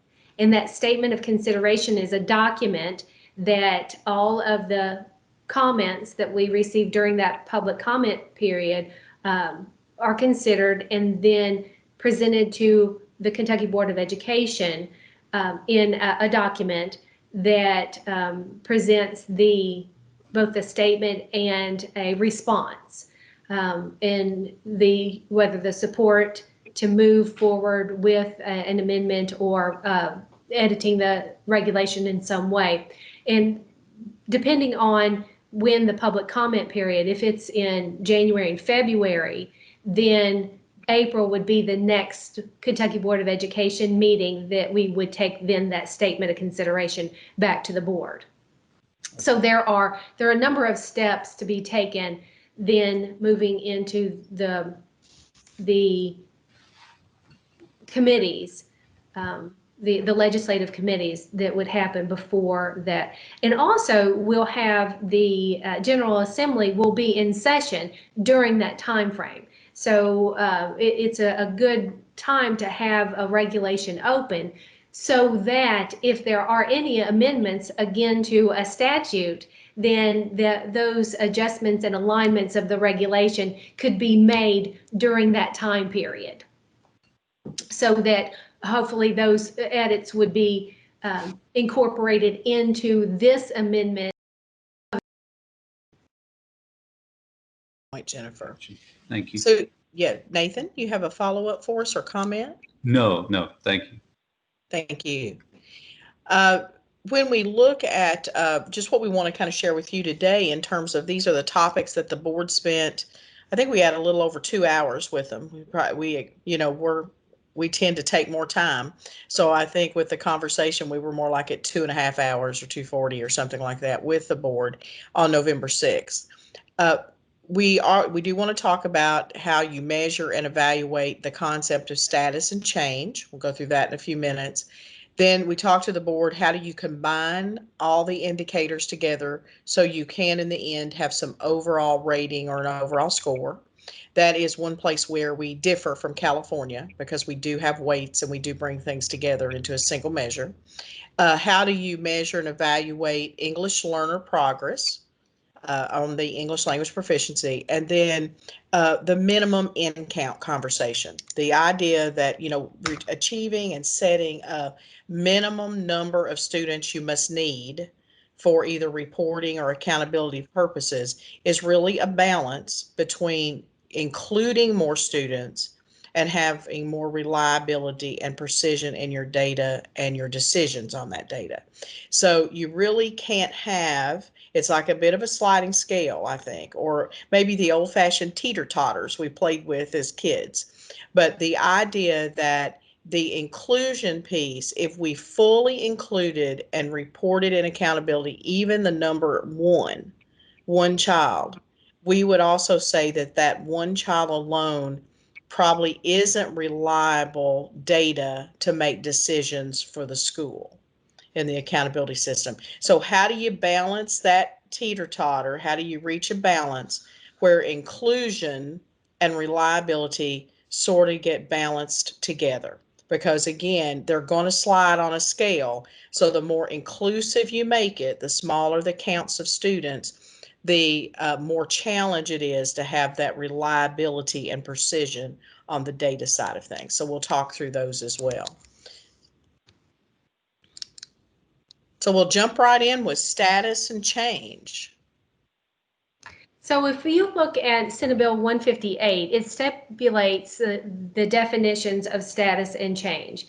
And within the bill, it's very, very specific that status is defined as that annual summary of student performance for that current year. So that's the process that we've been using over the last many years since accountability. That's what we've been used to presenting in Kentucky is status, that current year performance of our students and how they perform, whether it's an annual assessment, whether it's their graduation rate, that quality of school climate and safety measure, whatever it is. We've always had status in our accountability system. What's new is this idea of change.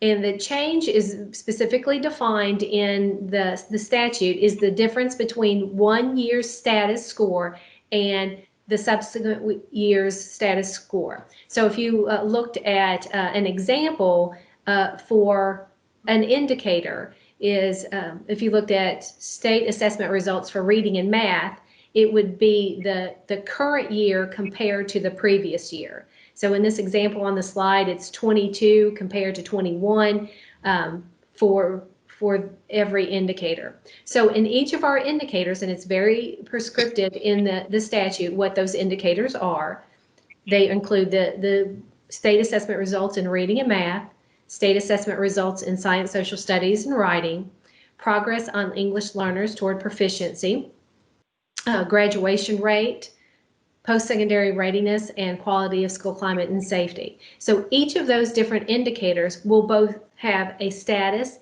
and a change measure. So looking at those indicators. Now you might say, well, then how do you put that together? How do you put together status and change?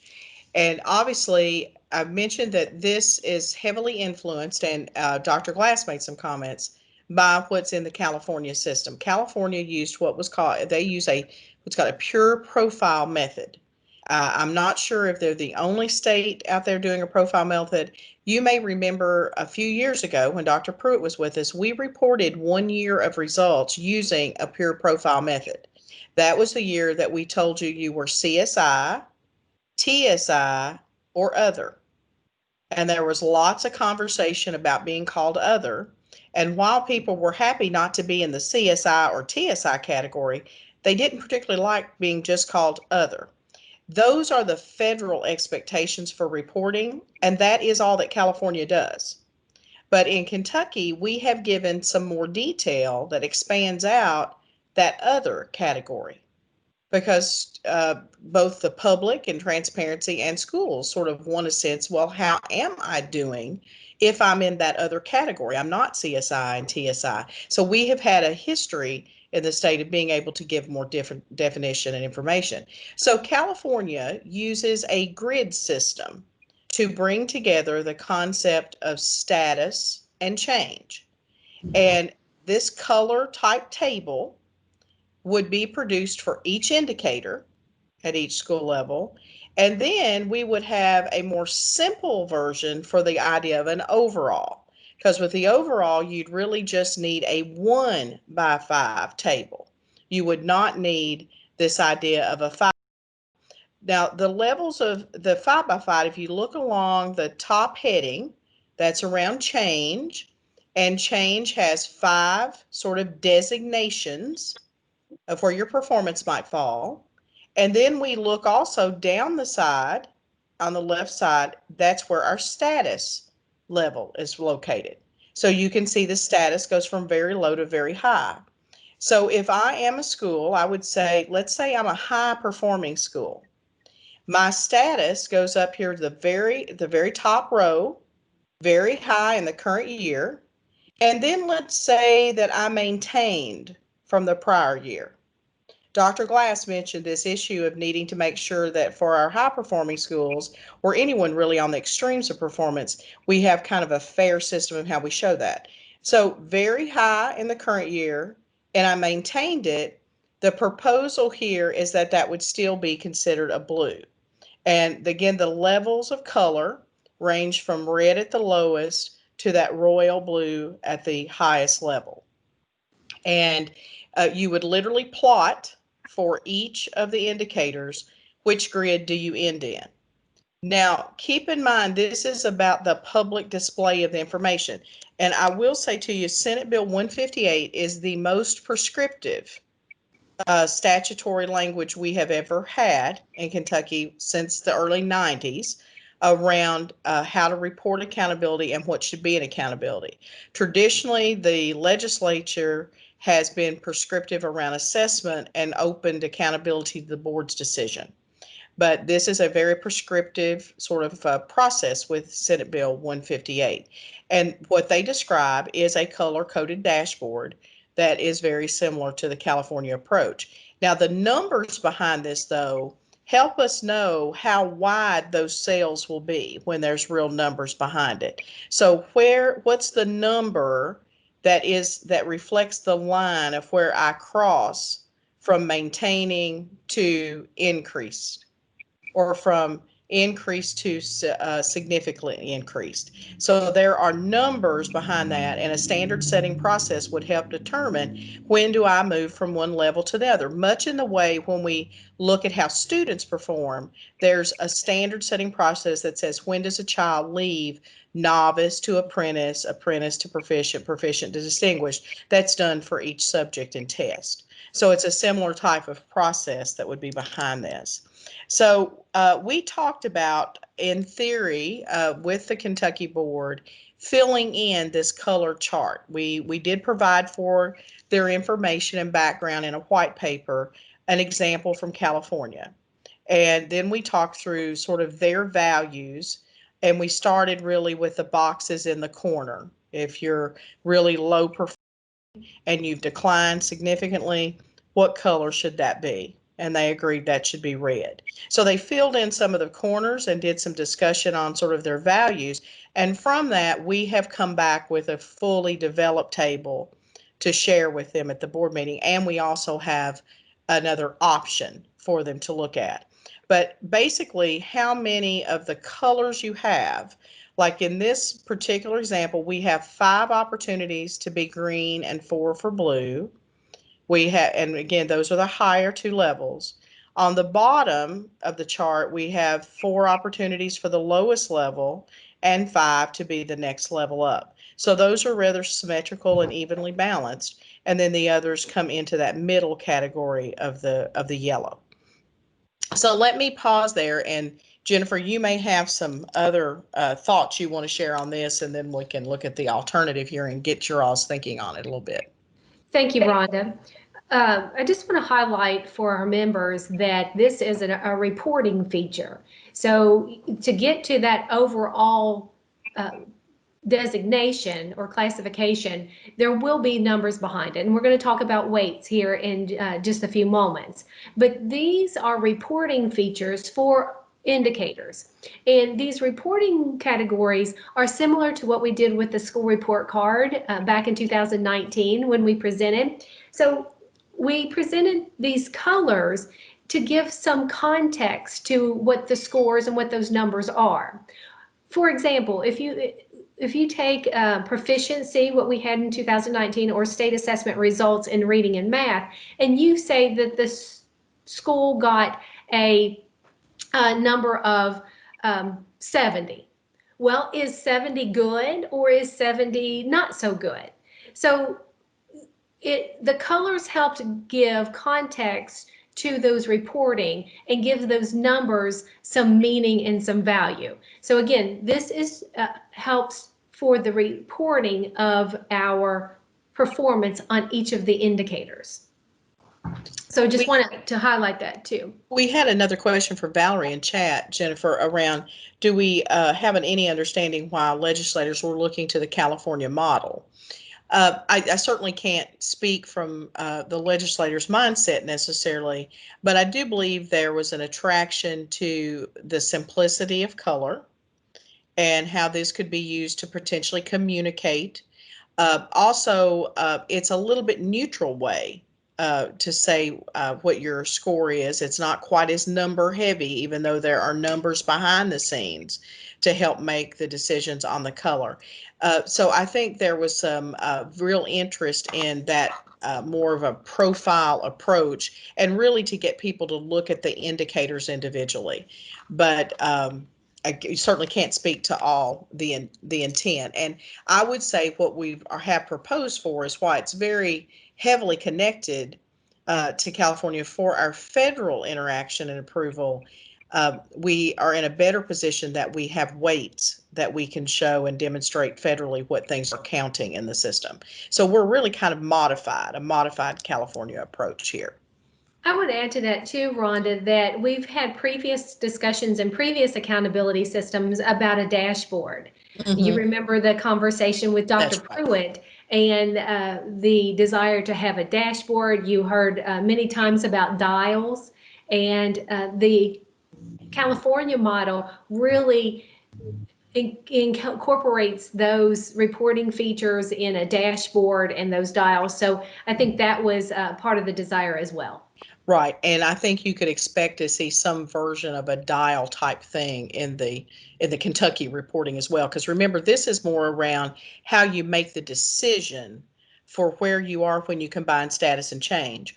Also, this means status and change doesn't have to be a purely mathematical combination of 50%, because the way that California has used this with the federal approval process is because status and change are both equally reflected on the color tables. This is how we bring together the 50% concept of status and change. We would have a problem if you were just doing purely math and you said you're a super high performing school, but you must have half your score coming from how much you've changed. If you're already at the top of the scale, there's not much room for change, maybe no room for change. So obviously that would be like cutting your score in half. And that certainly is not the intent of the legislation as it was written. So with using the profile and the grid, you're able then to kind of take into consideration schools that are very high performing and continue to perform highly, or you're also able to take into consideration schools that are lower performing but show more change. So it's a way to bring those two concepts together and have them both sort of equally contribute in a sense to the overall position that you would have. So let's look at this color-coded table a little bit more closely. I like to look at, when I'm looking at this recommended color table, the row that has medium in the current year. So if you look across that row, if the school on an indicator, say it's proficiency and the state assessment results in reading and math, you'll see that if the school is medium in the current year, but they decline significantly from the prior year, the school would be orange. If going across that row from left to right, looking at medium and then declined from the prior year, that would also indicate an orange. But then when they maintained from this medium in current year to maintain from prior year, it's a yellow. If they increased from the prior year, that's when they turn to green. And if they increase significantly, they turn to green as well. So looking at that, looking at one row up, high in current year, but declines significantly, that gets the school a yellow as well. And you can see the differences in the points along the performance of where the school would change colors from one designation to the next. Okay, so take just a moment to look at that, and then we're going to present to you in the next slide an alternative to this color-coded table. And then we're going to ask for your feedback on each of these two.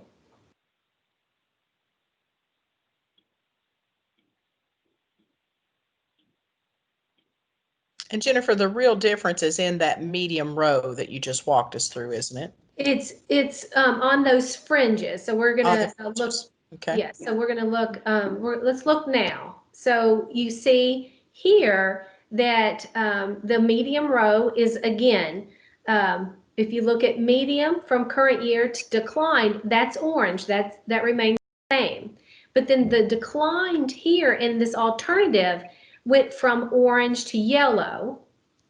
Then the maintained is still yellow, that's the same. And then the increased from prior year, that is yellow as well. Where in the previous, the recommended color table, it would be green.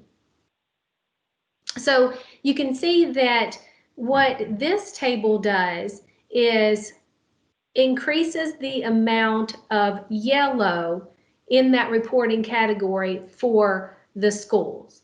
And if you like, I could bring up a document. It would take me just a second to put these two tables, these color-coded tables, right beside each other so that you can review those. And I'll ask Scott, our chair, would that be something that you would desire to see? That it would just take me just a second to pull those up. Yeah, please do. Okay. So I'm going to stop sharing here just a moment and find that table for you. And while you're doing that, Jennifer, I'll go ahead to answer another question with Valerie in chat.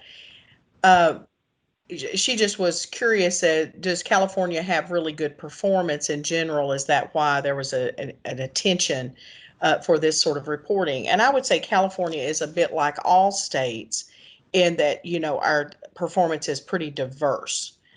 You know, we have our really high performing schools and districts. We have those that are lower performing, you know, even, and keep in mind federally, because you have to identify the bottom 5%. Even if everyone was in the blue, everyone was up in those higher sales on everything, we would still have to take mathematically the bottom 5 to identify for CSI. So I think California is a bit like Kentucky. They are a state that's challenged with achievement gap. That's a national issue, not just in our state, of how groups are performing. And because it is such a large, diverse state, they have, again, just like Kentucky, an exponential amount of diversity on student performance. I will give you one that's really quite different. Kentucky has overall a very high graduation rate in the state. And, you know, we've had lots of conversations around what does that rate mean and is, what changes might happen in the future around changing graduation requirements, those kind of things. At one point graduation requirements went through, but Senate Bill 1 took away some things that were in that, so they've reverted back to where they were. And Kentucky, though, has a much higher rate than California. They have some very low rate schools, so that would make their chart, if we're talking about one of these color-coded charts for decision making, that would make the graduation one look a bit different. So remember, as numbers come behind these, it will change the look of them a bit. So we're trying to just get sort of the values reflected so that these can become part of our state plan as we turn the plan in to the U.S. Department of Education. And that's a negotiation process as we go through that. So Jennifer, I think, has got them up side by side. And yeah, Jennifer, I think if you can move that one down a little bit, then that might make it a little bit easier. You can line them up. How's that? Come down just a little bit more on the one on the right.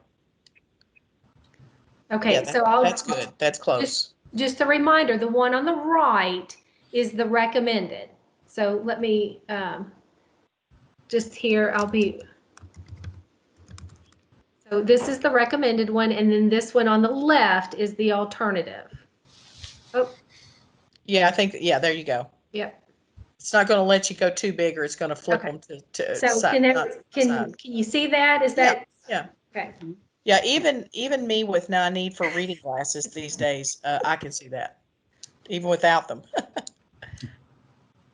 So again, the differences here are within this this medium row is that here on the left, this alternative, there are more chances to be yellow than there are to be orange and green. So you can see here and here, the orange from the recommended medium and decline from prior year is orange in the recommended, yellow in the alternative, and from medium to increased from the prior year is green in the recommended and then yellow in the alternative.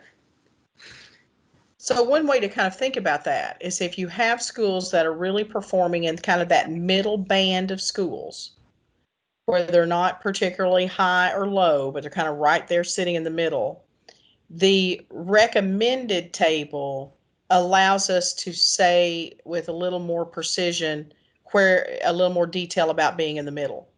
If you look on the left one, the one on the left, there's more yellow. And if you look at the one on the right, there's at least a little more definition of orange and yellow and green. So there's a little bit more place where you can do that. Also, a way to think about it is because there's more opportunities with change to move up, it also kind of takes into account the idea of improvement. That even if you are lower performing, but you're improving, there's a recognition of that improvement. And we think that was a big intent of 158, is to have some recognition of improvement as well as status. So are there any comments, any thoughts about one over the other? And you can clearly see which one the department has recommended. So this is Teresa Nicholas, and I do have a couple comments, having heard from several different people looking at the recommended chart. There's been some conversation and question about that upper left box and the lower right box. And maybe it would be clarified if significant were defined, but basically the question is, how can your current level of performance be very low in the current year, yet you significantly increased from the prior year? So what is significant increase? Because if you're very low and you significantly increase, then how are you still very low? Would that not move you up into the low for the current year? So it's that definition of what is significant, and vice versa. If you look at the upper left, if you're very high in the current year, but you decline significantly, just logically to me, that would say that you can't be very high in the current year. You may be high, but not very high. So it may be semantics and definition of those terms. But, you know, so then it's a question of how can you be yellow in either one of those extremes? Because if you have a significant change one way or the other, you know, it should have changed your status. In other words, how can you be very high in the current year yet have declined significantly? That to me would logically have said you would have had to drop to maybe just high, not very high.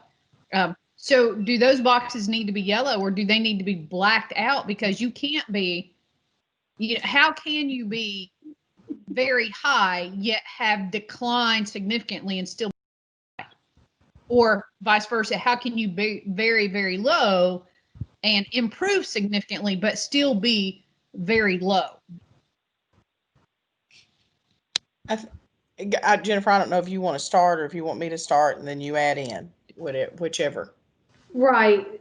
So that's a good question, Teresa. One in which that we will have to work with our psychometricians on, and as we've done in the past, we have used very technical formulas for identification of significance. We defined it specifically in our achievement gap as specific standard deviations around the mean with a Cohen's D. Now, I'll tell you that those specific conversations have not happened on how to, what formulas and what way to define significantly yet. I would note that we, because of the high stakes nature of accountability, that the department is always standing on technical expertise in order to do that. You could indeed be very high and have a practical and significant decline. We talked when we were doing the achievement gap in practical significance and what that means, and we would go back to those definitions. And Jennifer, I think what I would add to it, because again, there has to be decisions made for when do I cross the line to go from one cell to another. What's the number behind there that is sort of that gatekeeper between the cells? And that means as that decisions are made, the width of the cells, they're shown here as all equal because we've just built a grid for illustration. The width of the cells may vary some. Now, I will tell you, SB 158 is very prescriptive on some of this. It says that there will be standard setting related to percentile, that we'll use a percentile, not just a standard of a particular score, but there will be percentile look, and that the decision making, the approval of that will, it specifies LSAC, and I think it says KDE as well. So while we would suggest that you bring in a group to help do the standard cuts, then they'll move through the LSAC group for their final sort of approval. So I think it does have to do a little bit with how you describe the drop. You know, how big is a drop for it to be along that percentile? But I do know the cuts are prescribed that we'll have to use a percentile. So we have used in the past the statistical test that Jennifer mentioned, especially with achievement gap. We'll have to have our psychometricians say whether or not we use that on top of that might be used on the impact kinds of statements that you do with standard setting. But again, this is more just a theoretical value sort of approach for, do you want as many opportunities for people to be at the highest levels as well as the lowest levels? So this is about balancing, I think, those kinds of experiences within this table as a whole. But, you know, the range of performance You know, how low is low and how high is high is going to vary a little bit based on the indicators. Just like graduation rate, we're kind of, everybody's more at the high end. But in some of the other areas, it won't be that way. It'll be more equally distributed across the whole range of scores. So again, good questions. And so we'll take those back and we'll get those in front of our psychometric people to be talking about that as well. Rhonda, Valerie has a question. Yes. There's a Yes, hand. Valerie. Well, it's more of a comment. I was just going to say, if you're Sure. looking for our input on the chart, Sure. I do prefer the recommended for a couple of reasons. In the row labeled medium and current year, if you move all the way over to that they increased from the prior year, I think that's proper, that it shows the green square for for acknowledging their improvement. And then, but then really importantly, I think if you back up, same row, but if you back up to the declined, moving that to a yellow looks like an improvement, but if they still declined, I wouldn't call that an improvement. So. Gotcha. So you have 2 oranges there recommended as well. 2 greens and 2 oranges. That's a good description, Valerie. So Teresa, let's circle back to you. Do you have a follow-up kind of comment or question with just in reaction to our comment for you? No, not really. And that's kind of what I expected, but I'm thinking of it from the ability to, of course, being the DAC, I get to explain this to everybody else and get them to understand. Sure, absolutely. I'm always thinking about it from that perspective. And how do you, without getting into the weeds of the math behind it, it's how do you explain that not only to other teachers, but even, if this is kind of going to be the display dashboard that parents and community, it's that interpretation from them also. Sure. Again, just thinking logically without getting into the weeds of the statistics. And I get that. I've been on that standard setting process before, so I do get that. But it's just, and the rest of the chart is okay. It's just those kind of extreme corners when you go, gotcha. How can you be very low this year, but have shown significant improvement? Because if you've shown significant improvement, how are you still very low?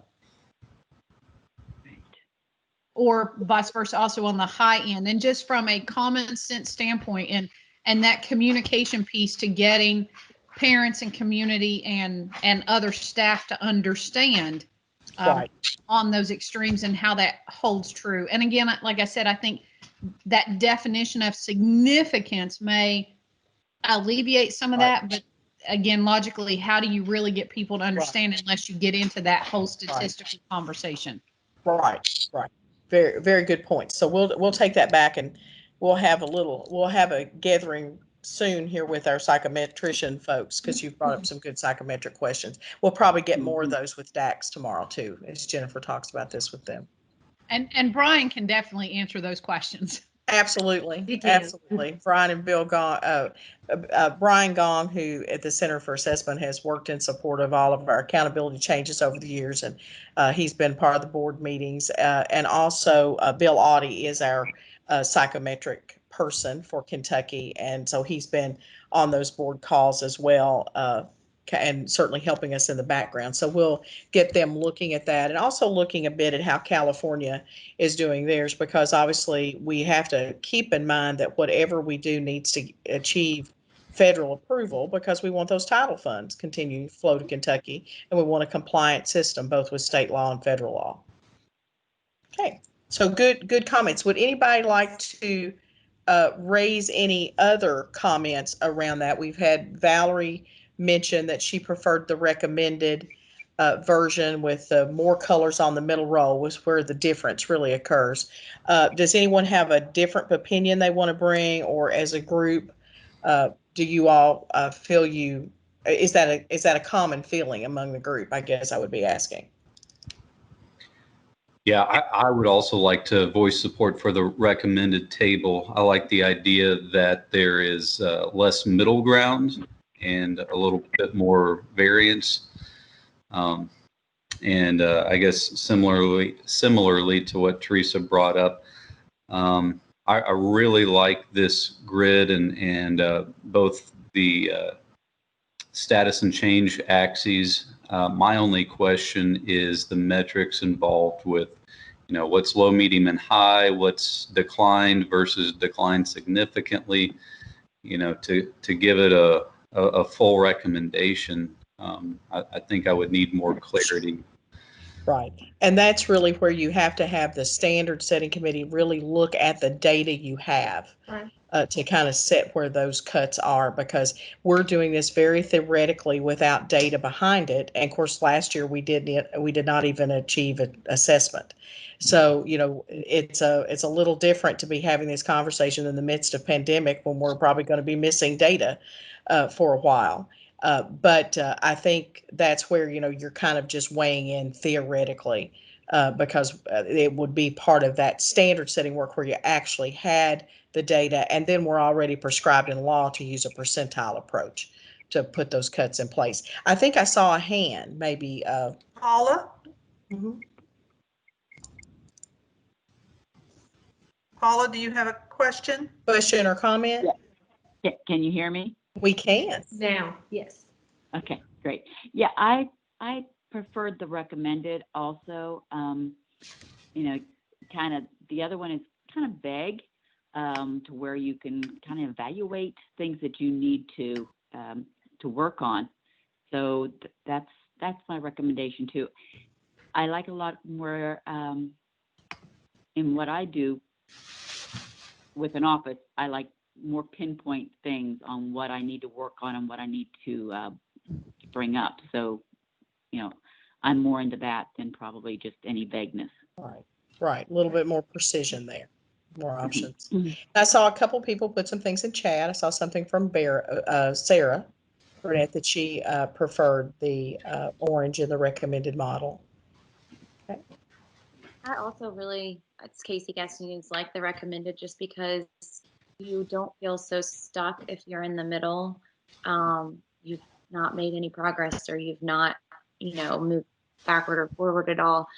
You kind of just get stale and not really wanting to make an effort to change. So I do definitely think that's a wise addition to that. Great.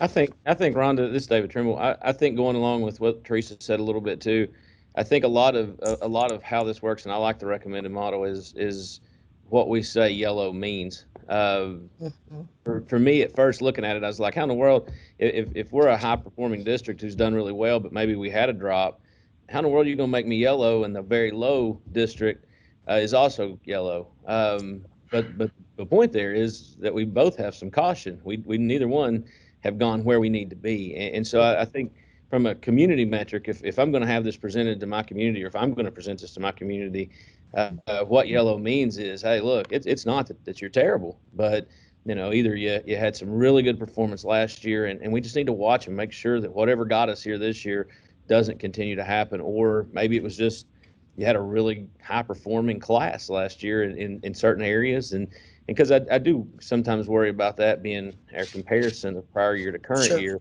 is we're always comparing different kids, at least at certain grade levels. That's right. That's right. Because I think the longer I've stared at it, the more I've felt that the significant thing for me, and going back to what Teresa has said, is what does yellow mean, and how well do we portray that as districts, and then as a collective group in Kentucky, to not be a oh man, yellow's bad, because yellow to me is when I'm driving up to a red light, yellow's not good if I don't get there fast enough. And so I think that has resonated more with me the longer I've sat here and looked at this.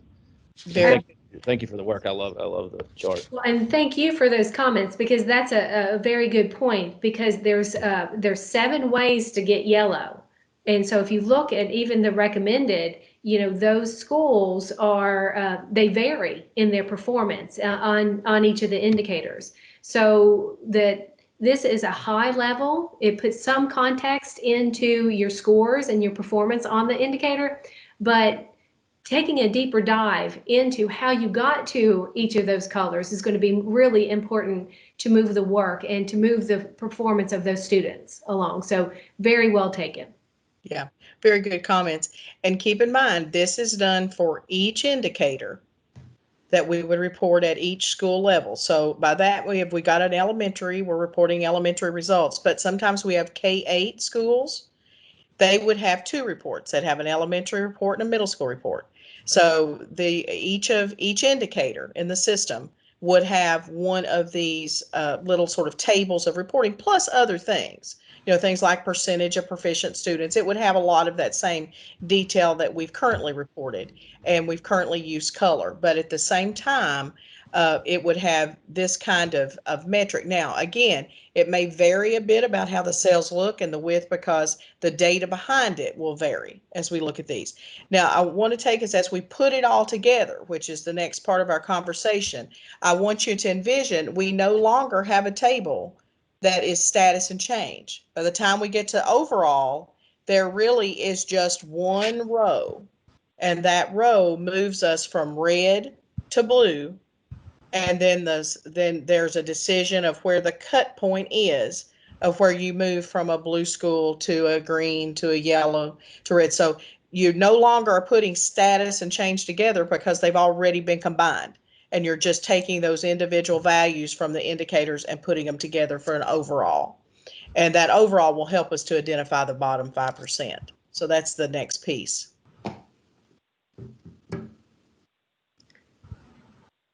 So Rhonda, do we have any other comments, or do we have any other comments before we talk about how you've kind of put the pieces together? Because this is where we vary from California. California doesn't do anything beyond the federal labels, and California does not put weights together. And that became a real difficulty for them as they communicated back and forth with the federal government not to have any weighting, because federally they expect to see weights. And in the end, the first year out, California had to identify more than 5% of the schools at the bottom because of the structure of that. So the weights allow you to be more precise about identifying a bottom 5 and not a bottom 7 or 8%, which I think California had to identify 7 something the first year out. So this slide is just a reminder. Pardon me? Sorry, I just from a community perspective, sure. I know when we've looked at the school report cards and trying to understand why schools are falling into certain categories, a lot of it seemed to, in our district anyway, line up to the teachers' telesurveys, where you could dig a little bit deeper into, well, this is what the teachers think about what's going on in the school. Right. You saw the relationship between the teacher opinion and what you saw in the data. Yeah, that's very interesting. And well, I didn't know if there was a way to add collaboration for that perspective in these when you're rating the schools, because that would offer the opportunity for change, because you're like, well, now I can identify what it is that is not being successful according to the teachers. I think that the system, because of federal and state law, is fairly defined on it being student level information. So, but there is the piece of school quality and safety that is a survey of students. Now, I think for reporting, Stacey, I think for reporting, you might be able to do more. Just like you were able to see some things in reporting, there might be a way to, build something where it makes it easy to do that kind of comparison and reporting. And I'll pause and see if Jennifer has anything to add there. No, I think that the data that you're looking at is also publicly reported. So triangulating that data is worthwhile because it does lead to some conclusions in areas of growth. Okay, thank you. So we've already kind of talked a little bit about this particular list, because we mentioned federally, this is what you're required to report. Remember, TSI and ATSI is about student group performance, and CSI is more the whole school being in the bottom 5. And where it says states may define, Kentucky has defined information in 158 about how we calculate and identify TSI and ATSI schools. So Jennifer, I don't know if you have anything to add to that one. So down here, the fourth sub-bullet there under the federal Every Student Succeeds Act, that's where the none of the above. So federal government only requires the identification of CSI, bottom 5%, and then ATSI and TSI, which is based, again, on those student group population and the performance. Then none of the above. So that's where we got other several years ago, and because we didn't have a system that was able to distinguish and any other of those above that. So that's where we got other. So it's left up to the state on how that we identify those other schools, and that's where we mentioned previously the color coded. And so what one of the recommendations is to that overall performance designation would be by color. So with the color similar to what you saw in the 5x5 grid, the overall then with that state identification would be by color, with again similar to what you saw in the 5x5, that the red would be the lowest, blue would be the highest, and between those would be orange, yellow, and green. So bringing those together in that overall designation of colors. Now that would replace from the prior accountability system the stars. So bringing that overall accountability rating into the lowest to the highest rating from red to blue. So again, moving away from the star ratings to that overall designation of colors. And how we would bring together all of those performance and that designation with those would be using weights into the accountability system. We've used weights before in the past, and as Rhonda mentioned, being able to bring everything together into an overall score in these performance and designations is going to be more efficient and effective to identify that bottom 5 and to identify those schools for TSI as well as ATSI on those performance areas.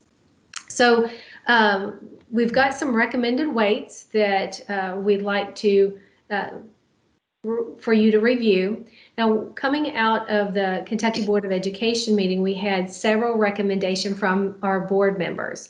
One was that we separate elementary from middle in the weights, so that elementary schools had specific weights that were different from middle school weights, that were different from high school weights. Other comments that were made during the Kentucky Board of Education with their values included that science, social studies, and writing should be valued more than they were in the previous system. The other piece is that reading and math should weight more at the lower levels. So you'll see those values from the Kentucky Board of Education included here in the recommended weights for our elementary and our middle schools, as well as our high schools. So this first slide here would represent the elementary school weights recommended for accountability. On the left, you'll see the past accountability and the indicators and the weights that come into that overall system.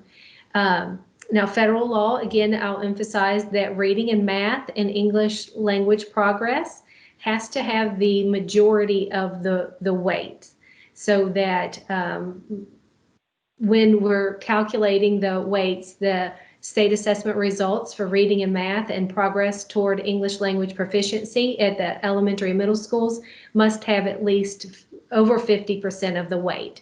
When we get to high school, you'll see that the state assessment results in reading and math and graduation rate will have the majority of the rate as identified in the ESSA, or ESSA, yeah. So again, for elementary, there are one set of weights here that's recommended that provides for state assessment results to have the majority of weights, and then increased, you can see the increased amount of weight for science, social studies, and writing, leaving the quality of school climate and safety indicator the exact same weighting from the previous, and then the remaining of the percentage weight in English language proficiency and the progress toward that for our English learners. For middle schools, slightly different weights for our recommendations for middle schools. You can see that it's got the majority of weight then again on reading and math here, with the addition of English learner progress being over 50% of the weights. And then for high schools, the weight would shift from English and in reading and math to that value of science, social studies, and writing. And you will see that post-secondary readiness is included in the high school, as well as your graduation rate. So your, again, proficiency in reading and math and graduation rate at the high school is over 50% of the weight in that overall category. So Rhonda, do you have anything Sure. others to add? I just want to kind of add on to something you said, Jennifer, on a couple of points. The big challenge for the board was really where we had combined English language proficiency in the prior system. Now that needs to be broken out. And obviously we have some schools that won't have a large enough population to have this particular piece of accountability. And then we have many that will have. And what is an appropriate level to put on that measure? Because you do have to have it formally with a weight. And you can see we've recommended 5%. But a couple things just for background. When we say reading and math has to have the greatest emphasis, sometimes you will hear the federal terminology that most of the weight must be on an academic and English progress or academic and graduation rate. Keep in mind federally, academic means reading and math. Most of us in Kentucky, we consider science, social studies, and writing to be academic as well. As a former social studies teacher, I certainly think that's important. But so if you went out and if we did one of those little polls on the street, a science, social studies, and writing, an academic measure, Kentucky teachers would say yes. But there is a more narrow definition of that federally. Then it became an issue of, like at high school, on an example on the screen, how do you redistribute that 30%? What should stay with a separate English language proficiency, and then what should be part of what was called transition readiness and now will be called post-secondary, with a few changes that were brought in 158. So that's why you see that distribution that we're proposing. But we are kind of locked down based on the federal requirements that we can't move too far off. So can you get a truly equal measure where science, social studies, writing, reading, and math all are exactly equal? I don't think that we can achieve that and still meet the requirement that reading and math has to be more federally. I think we've kind of got as close as we can here. Because again, there's certain percentages you have to just pull off the mix, and especially at elementary and middle. You really are talking about 91% of the system needing to be then distributed across the 5 areas. So we'll pause there and see kind of what reactions you might have.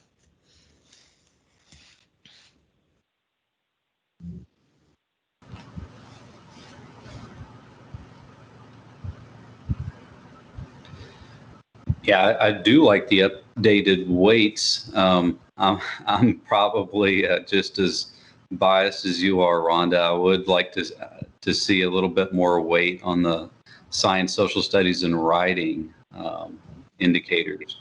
But I do understand why they're not equal with reading and math. You'd really, if the board had a similar feeling, Scott, you would almost have to take from the secondary readiness measure that's 20. You'd have to kind of whittle that down a little bit to put more into the other three. That'd be kind of the only place you could take it from, I see. probably, and meet all the various standards we have to meet. Gotcha.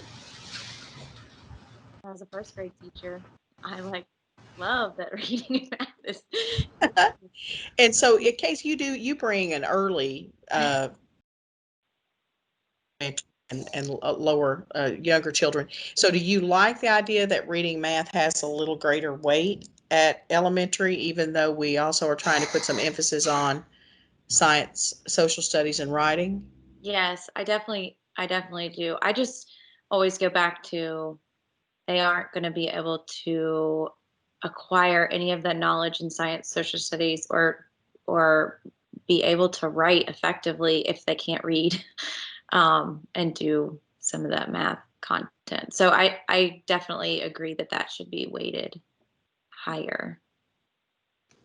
Okay, good. Right. Did anybody have any other kind of reaction to the weights or anything that really causes you real concern or anything else you would like us to consider?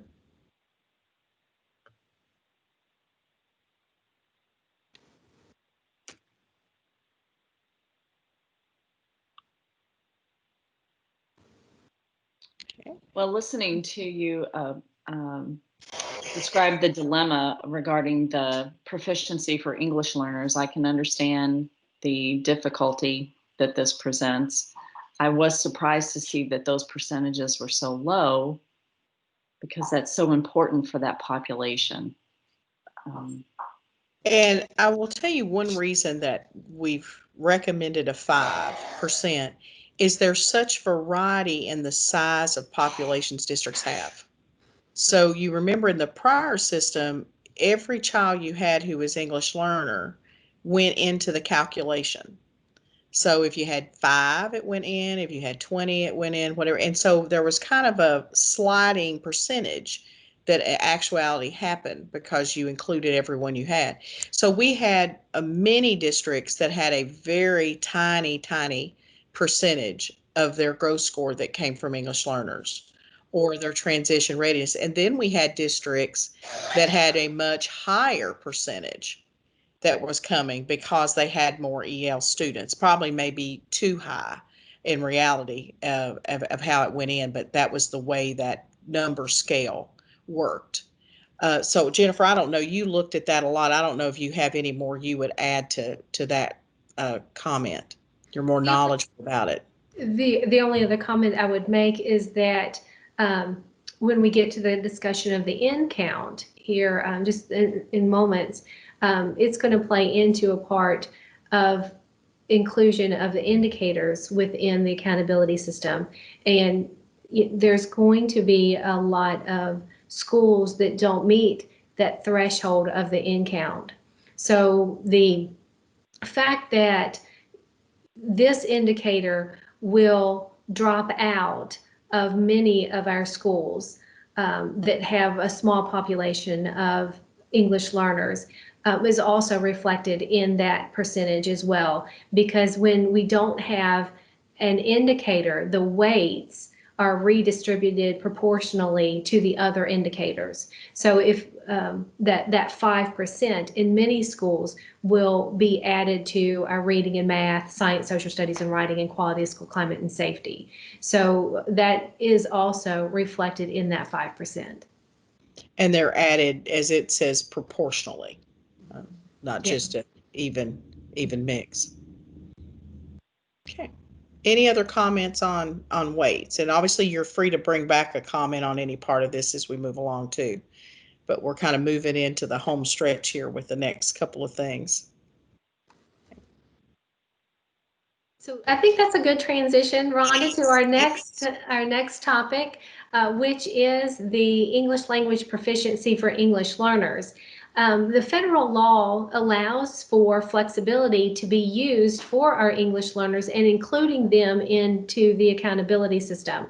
So it's looked at for their requirement to be included into the accountability system, but looking at the indicator of status and change, when we look at the federal definition, it is a little out of sync with the status and change that we talked about with all of our other indicators. So with the status and change for specifically English learner progress, it's going to be a little bit different.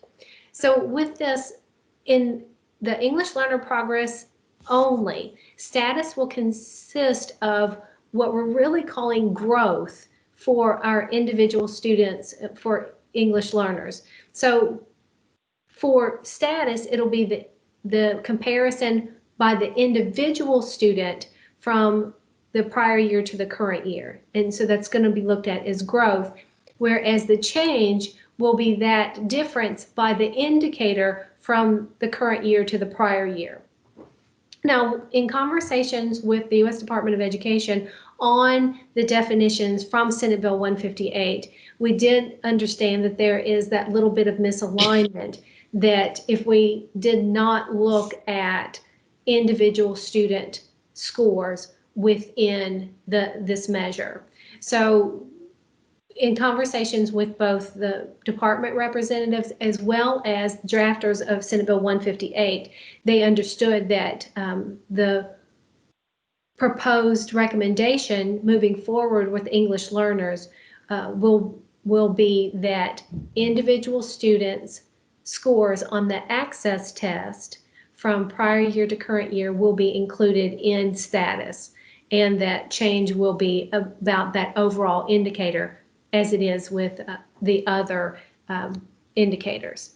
Now, the English learner growth will be used as a value table. We've used this value table on the screen in the prior system, that if the student scored the previous year compared to the current year, and the amount of points that would contribute to the school's overall indicator score.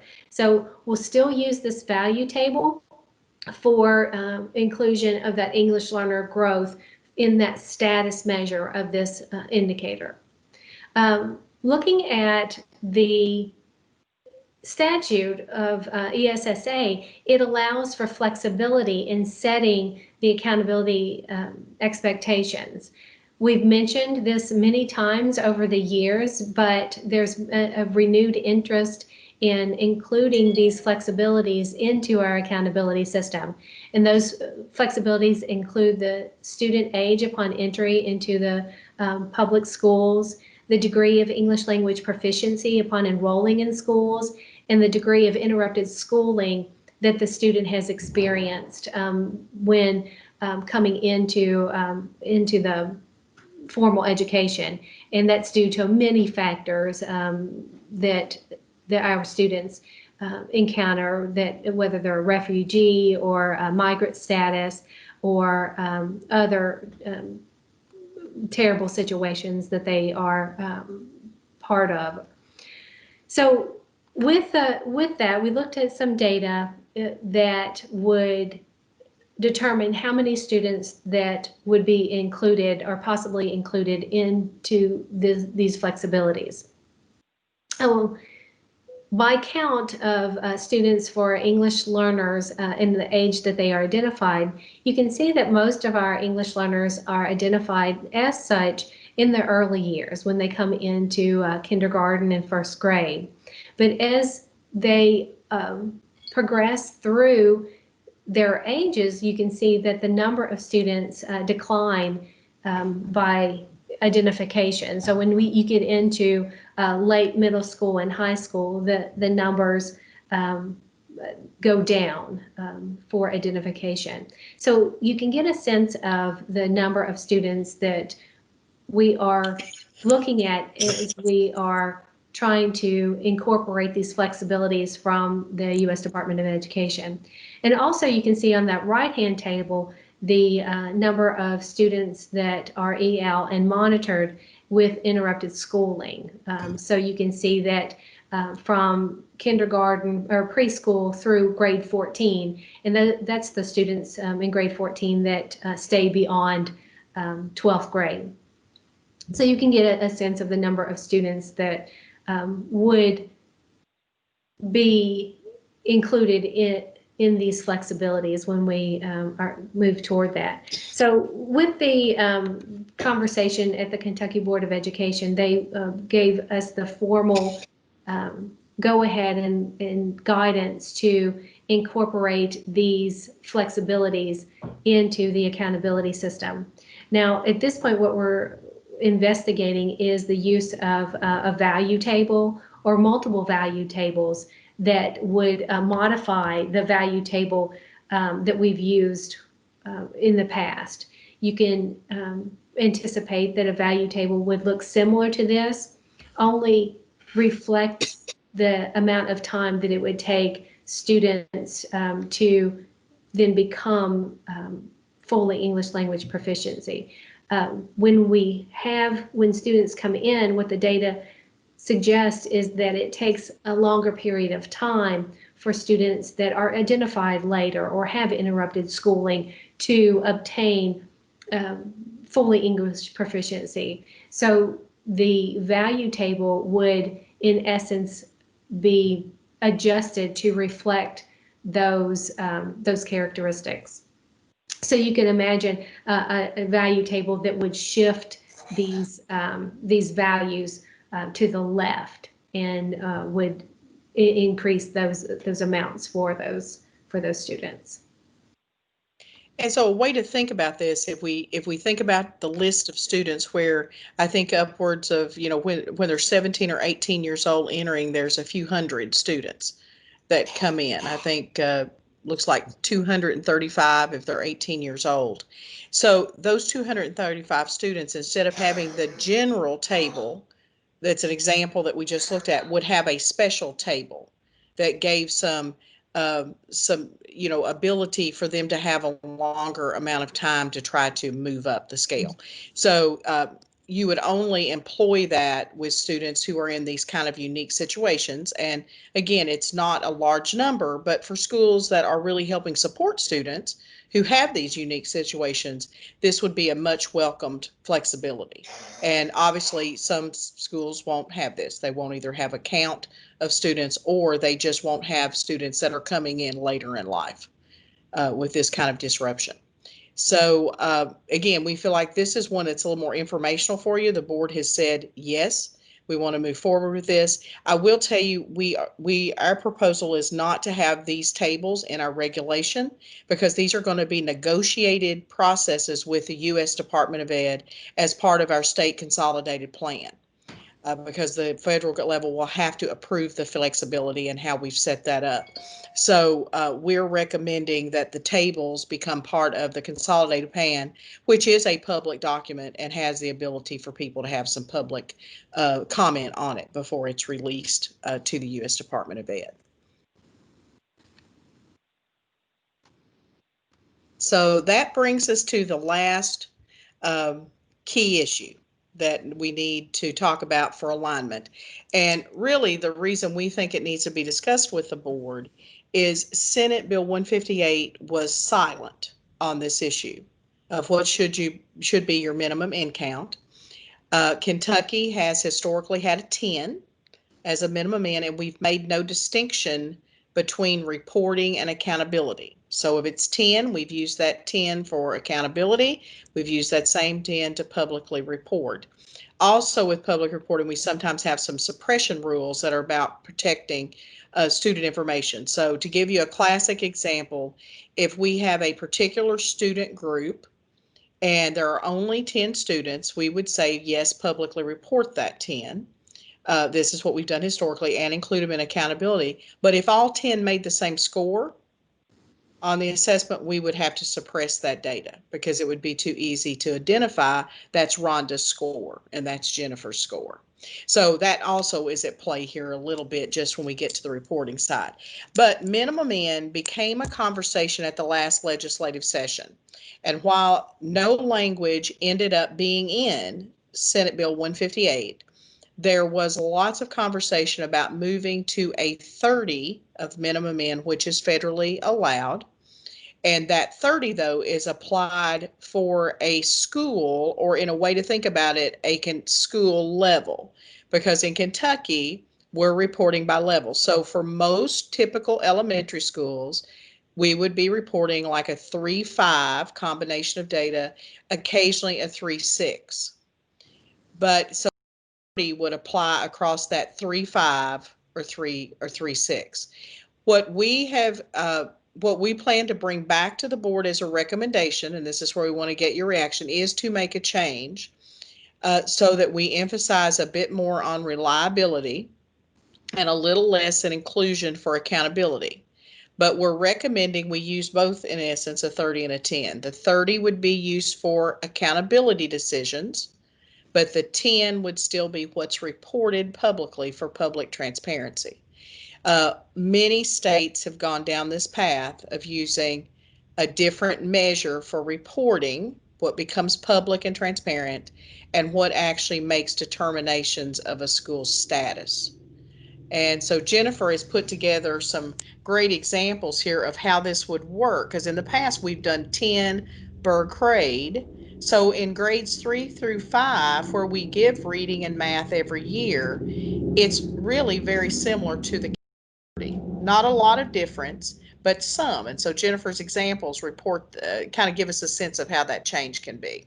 So Jennifer, you want to take us through some examples here on it? Sure, thank you. So just one point, there's two ways in which the in count impacts the accountability system. The first of which is the inclusion of indicators within the overall accountability system. The second of which is the student demographic groups that are used to identify ATSI and TSI. So those are the two places that the in count really is impacted into the accountability.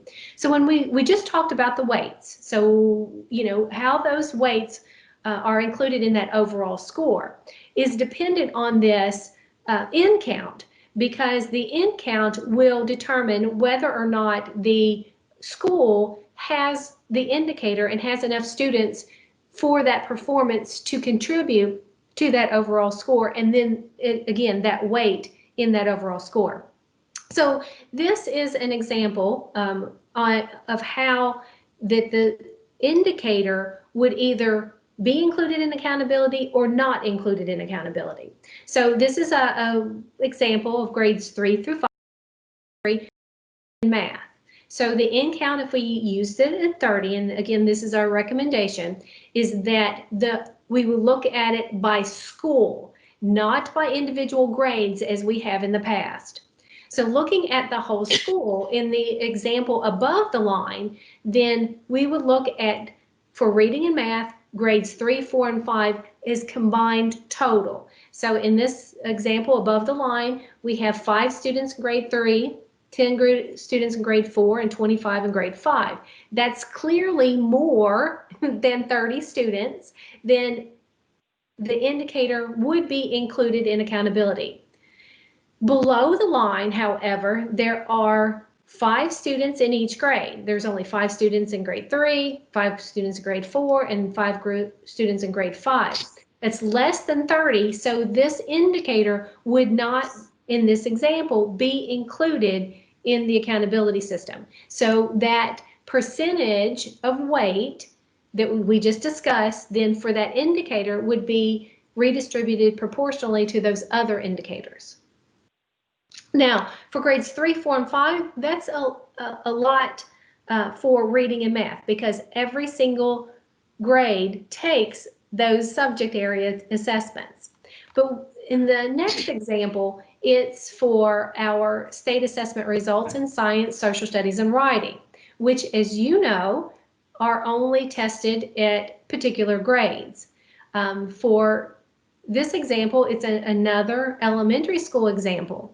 For science in elementary school is assessed at grade 4. Social studies and writing is assessed at grade 5. So if we use this in count of 30, it becomes very important for the identification and inclusion of this indicator of science, social studies, and writing into the accountability system. So in the example above the line, at grade 4, we have 35 students, and at grade 5, we only have 5. That totals 40 students, which exceeds the total number of students, and the indicator is included in accountability. Below the line is an example that only has 5 students in each of those grade levels, which is clearly less than the total 30 students, so the indicator would not be included in accountability. So you can see where the importance lies of this end count, whether or not the overall indicator is included into accountability. Now, for those of you that are very familiar with the previous accountability system, the example above the line in the previous accountability, the fact that the students in grade 5 were below would have knocked out this indicator. With this new measure, with bringing everything together as a whole school, and you're totaling the number of students in the whole school, the fact that the whole school is above the threshold of 30, the indicator would now be included. So with this increase to the number of 30 for whole schools doesn't necessarily knock out more indicators in more student groups. And in actuality, in some areas, we would pick up the number of student demographic groups included into the accountability system. So just because we are increasing the number doesn't always mean that we're decreasing the amount of inclusion. And Jennifer, that's a great point, because it really is about where that occurs. You know, for high schools, we will have fewer groups reported at high school, but also keep in mind that for most of our high schools, this is not true of every high school in the state, but for most of our high schools, they are a bit larger and a bit more diverse in terms of their population. So some of them will continue to have groups, even moving it to 30, but there will be some groups that are not reported.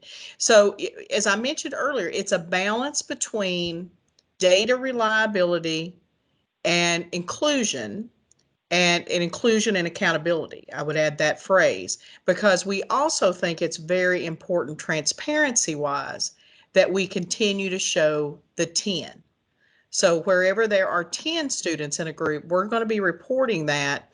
If there's not a FERPA consideration, we're going to be reporting that publicly. So there would still be a lot of information down at the 10 level.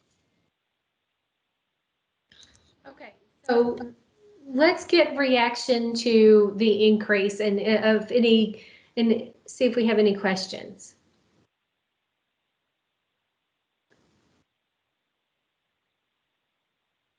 So Teresa, I think, brought up a point, Jennifer, about combining the 10 and 30, that you needed 10 per grade and 30 per school.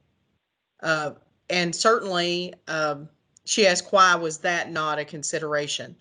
I guess the third element we talked with the board about was simplicity.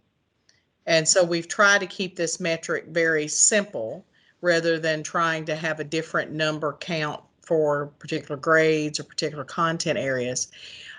So we really worked through the notion of the 10 and the 30. Now, certainly if that's something you'd want to consider, we can certainly just take that comment back to the board. So her comment was really kind of a combination that you needed at least 10 in a grade or 30 in a school. And again, most of the time where we're giving multiple subjects and the annual testing requirement of reading and math, it usually hits this. Occasionally we'd have a grade that would drop below 10.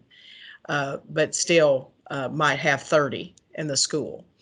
But when you're looking at, the area of a one tested subject, like we have in high school, or with reading and math, that doesn't work as well.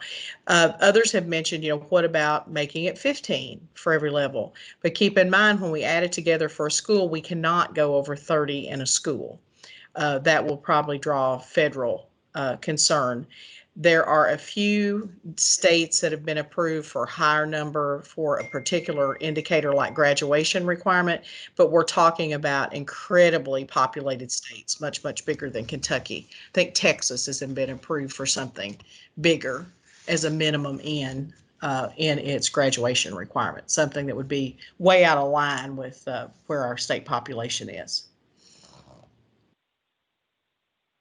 Okay. So I was just looking at the meeting chat, Jennifer. I'm not sure Okay. I'm not sure you're able to see that. Since I'm not. I am That's fine. presenting That's fine. my desktop and I So- can't see the chat. So again, that was Teresa's point, was the using the 10 and 30 combination. And why is this not a consideration now, especially since the number 10 is important in terms of public reporting? And so that was kind of my attempt to answer that, maybe not as clearly as we can achieve, but that was at least our thinking as we move forward with that simplicity model. Let's see. We've got a chat from someone who's just listening and not a committee member, but let me see what that is. Mr. Ennis, who's a guest with us, says that the proposal of 10 for reporting accountability looks workable, good transparency maintained with a bit more accountability stability. So we might let Dick come to work with me, because that's a great example of that, Dick. Great term there. Because really that again, it's that balance between it, and we have moved a bit toward the reliability side, but trying also to keep in the public the 10. Hmm. So Ron, I want to go back to Teresa's point at 10. If we did 10 per grade, that's exactly what we were doing. Right. So if it was in essence, what she's suggesting is in the previous accountability model, it was 10 per grade. So in essence, it was 30. Right. So as I'm sitting here thinking through that, that's what we were doing previously, because if we said 10 per grade, that would have to be 30. So we said 10 per grade. So that's in essence exactly what we were doing the last time, right? Right. In terms of reading and math, where we have 3 grades of testing, I think where the difference would come in would be in high schools. You only have one administration of reading, one of math. Gotcha. And so I think there is where you would have a different thing. And, we've talked about counting students, not each time the student takes the test. So the idea Jennifer takes reading and math in the 10th grade, I count Jennifer once because Jennifer is one student. And pulling that number together for reporting, I think, is how we've talked in terms of not double counting on some of these areas where we have a double count possibility. Let's see. Any other reactions? I've gone through the meeting chat and the comments that have come into the meeting chat. Does anyone else have any either concern they want to put on the table, or we wish you'd go back and think about this differently? No, I think it's a great way to go. Best of both worlds. And let's see. I think we got another chat. I think just popped up maybe from Teresa, or maybe I think it was from Teresa. Not exactly, or maybe maybe from Dick Ennis. Not exactly the same as last time. Could have been 25 and 10, and not used for accountability, but now would count. Okay. That's true. Where we're dropping down below 10 because we're putting them together then as a group. They could be counting, and in the past they weren't. So again, it's in some ways a minimum end is a fairly simplistic issue, but it can get really complicated very quickly. As we worked with the federal level, there is some ability to have a different minimum end for particular components of a system, but you obviously cannot have a different minimum end for groups of students. So I could not have a minimum in for my African American population that was different than my white population or all students as a whole. That would be very quickly flagged and said not appropriate to law. But I could potentially have a different end for particular components of a system if you had a reason for that based on kind of reliability. So we had a comment from Scott and some good chat. Anyone else have anything they want to share about minimum in? And, you know, this is one the board, as we talked with the board the first time on the 6th of November, there was clearly some difference of opinion on this piece. On most everything else, there was a little bit of difference in terms of the chart, the colored chart. So we've come back with 2 options on that. But when we look at some things like the EL, some other pieces we talked about, there was a lot of consistency. But this was one where the board members who spoke, and that was not a high number, it wasn't the complete board. There were clearly those who advocated for the 30 change, and then a few who wanted to think more toward the 10. So we'll be interested to see, you know, what other comments they've received, and I know the commissioners receiving some feedback that's being emailed in, and I'm sure board members will as well, because particular groups have kind of advocated for one or the other as well. So does anyone want to get on the table here that they don't like the idea of changing and going to 30 for a grade level?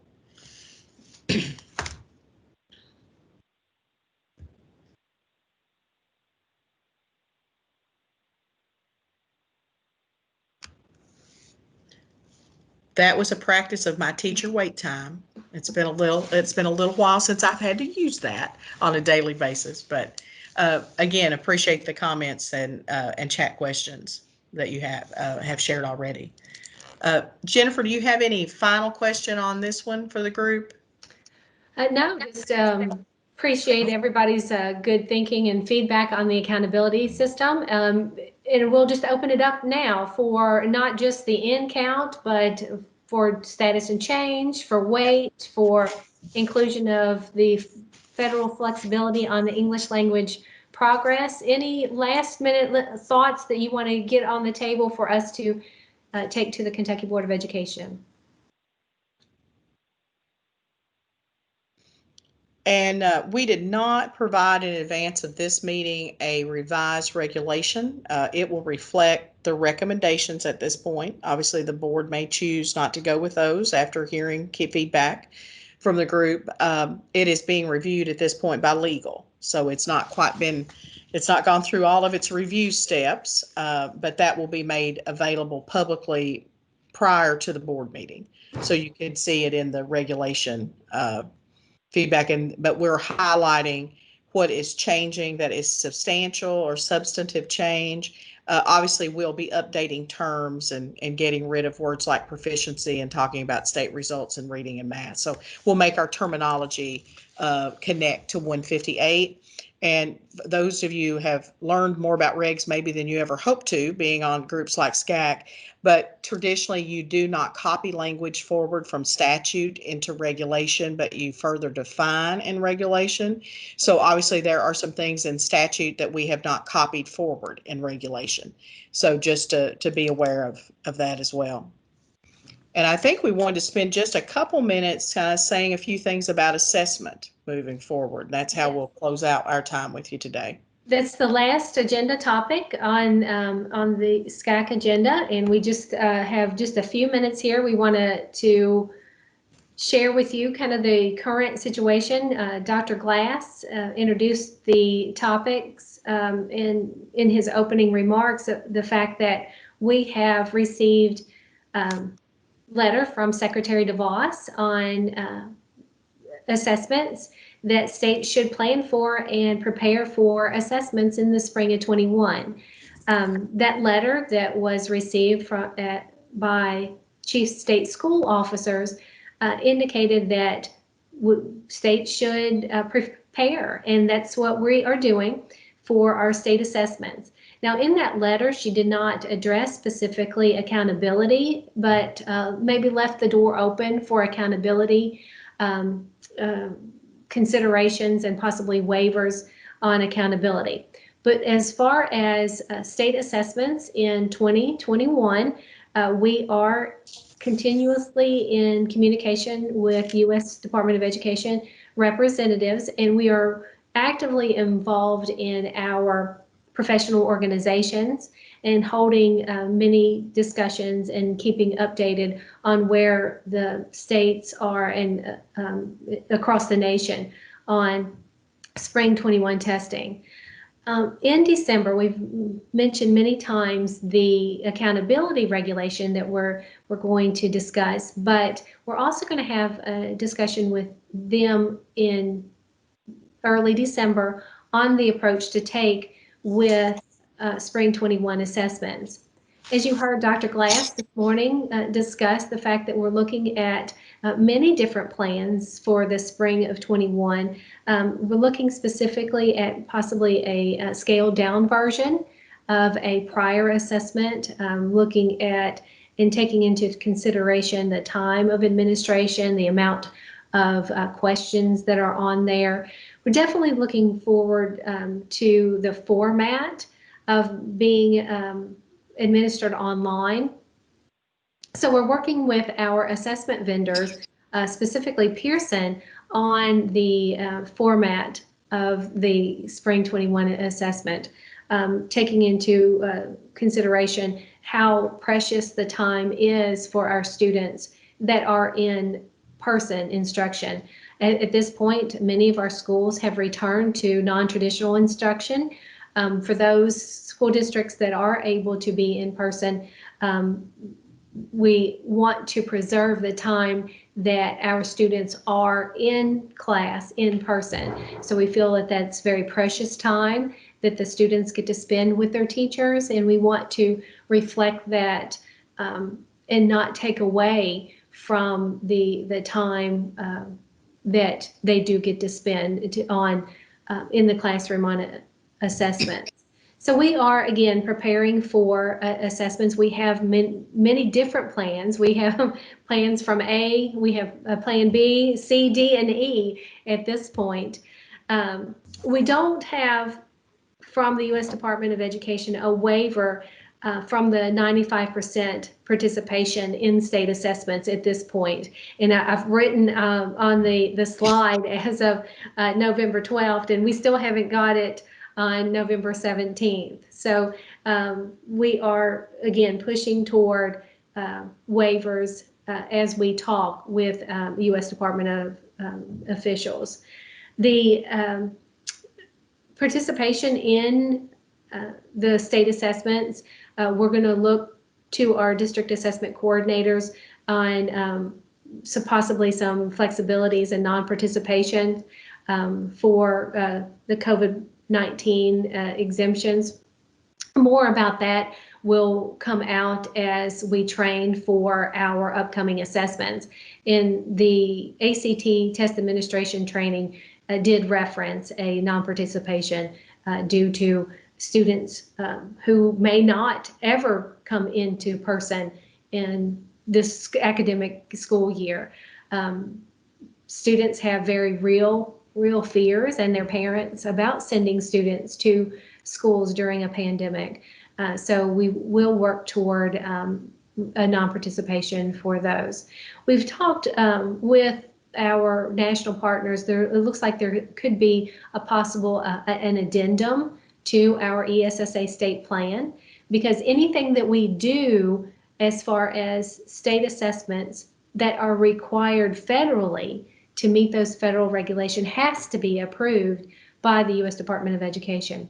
We'll work through those approvals through our ESSA consolidated state plan. We'll work through possibly addending that, amending that, maybe possibly a waiver from some of those requirements by ESSA. Now, our chair, our State Board of Education chair, Lou Young, has mentioned a couple of times that she would support flexibilities if granted by the U.S. Department of Education. So again, we are waiting for those flexibilities and that have not been granted. But we have had an election, and we do have an apparent winner with President-elect Joe Biden that could have impact on the direction from the U.S. Department of Education. So again, we're just in this time frame that we are waiting for any updated guidance from the U.S. Department of Education. And I think, I would describe it, Jennifer, as we're just in a really fluid situation. We're watching everything. We know we have a commissioner that is committed to doing the right thing for schools and students. And so, we're going to push where we can push. And we obviously, in the end, need to have federal dollars flow to us, but we're going to continue to ask the questions and push. And typically, waivers are around changing the requirements of the testing. And then the amendments are around how to handle the accountability. And we all know that we've had a very disrupted year. So the reliability of the data we may end up with in the spring I think we could argue, is not a good use for accountability. So, we're going to keep trying to fight the fight, I guess I would say. And we know that people have, grave concerns on educating our students, and that's where your attention needs to be. But we will talk to the board a little bit about some, at least some thinking around this. And it will be, I think, in the authority of Dr. Glass for what he actually pushes forward to the U.S. Department of Ed, but he'll want the board to be aware and have some, I'm sure, comment time on that. So that's kind of where we are with that at this point. And really, I think because there is looking like a change of administration, we're not going to get any kind of formal approval in the midst of this time frame and this change, I don't believe. Now, we work with a lot of people who remain constant, regardless of who the Secretary of Education is or the president. They're merit type employees, so they are kind of continuing partners, but they still have to follow some guidance that's issued from above, obviously. So just as they say, stay tuned, and we'll try to have more detail for you. But we don't have any kind of clear direction that says just stop. You don't have to do anything at this point. So that's kind of it for us, Scott. Everybody hung in there. That's weighty, intense topics, and had great comments and questions. We so appreciate that. Yes, thank you for walking us through that. It looks like our next meeting is in March, so I have a feeling that we'll see a lot of changes between. That's right. Yeah. I think some of the balls in the air are going to land by then. We would certainly hope. Yeah, it'll be nice to have, I don't know, a little bit more solid footing to make these decisions. Absolutely. All right. Are there any questions, anything that we need to address before adjournment?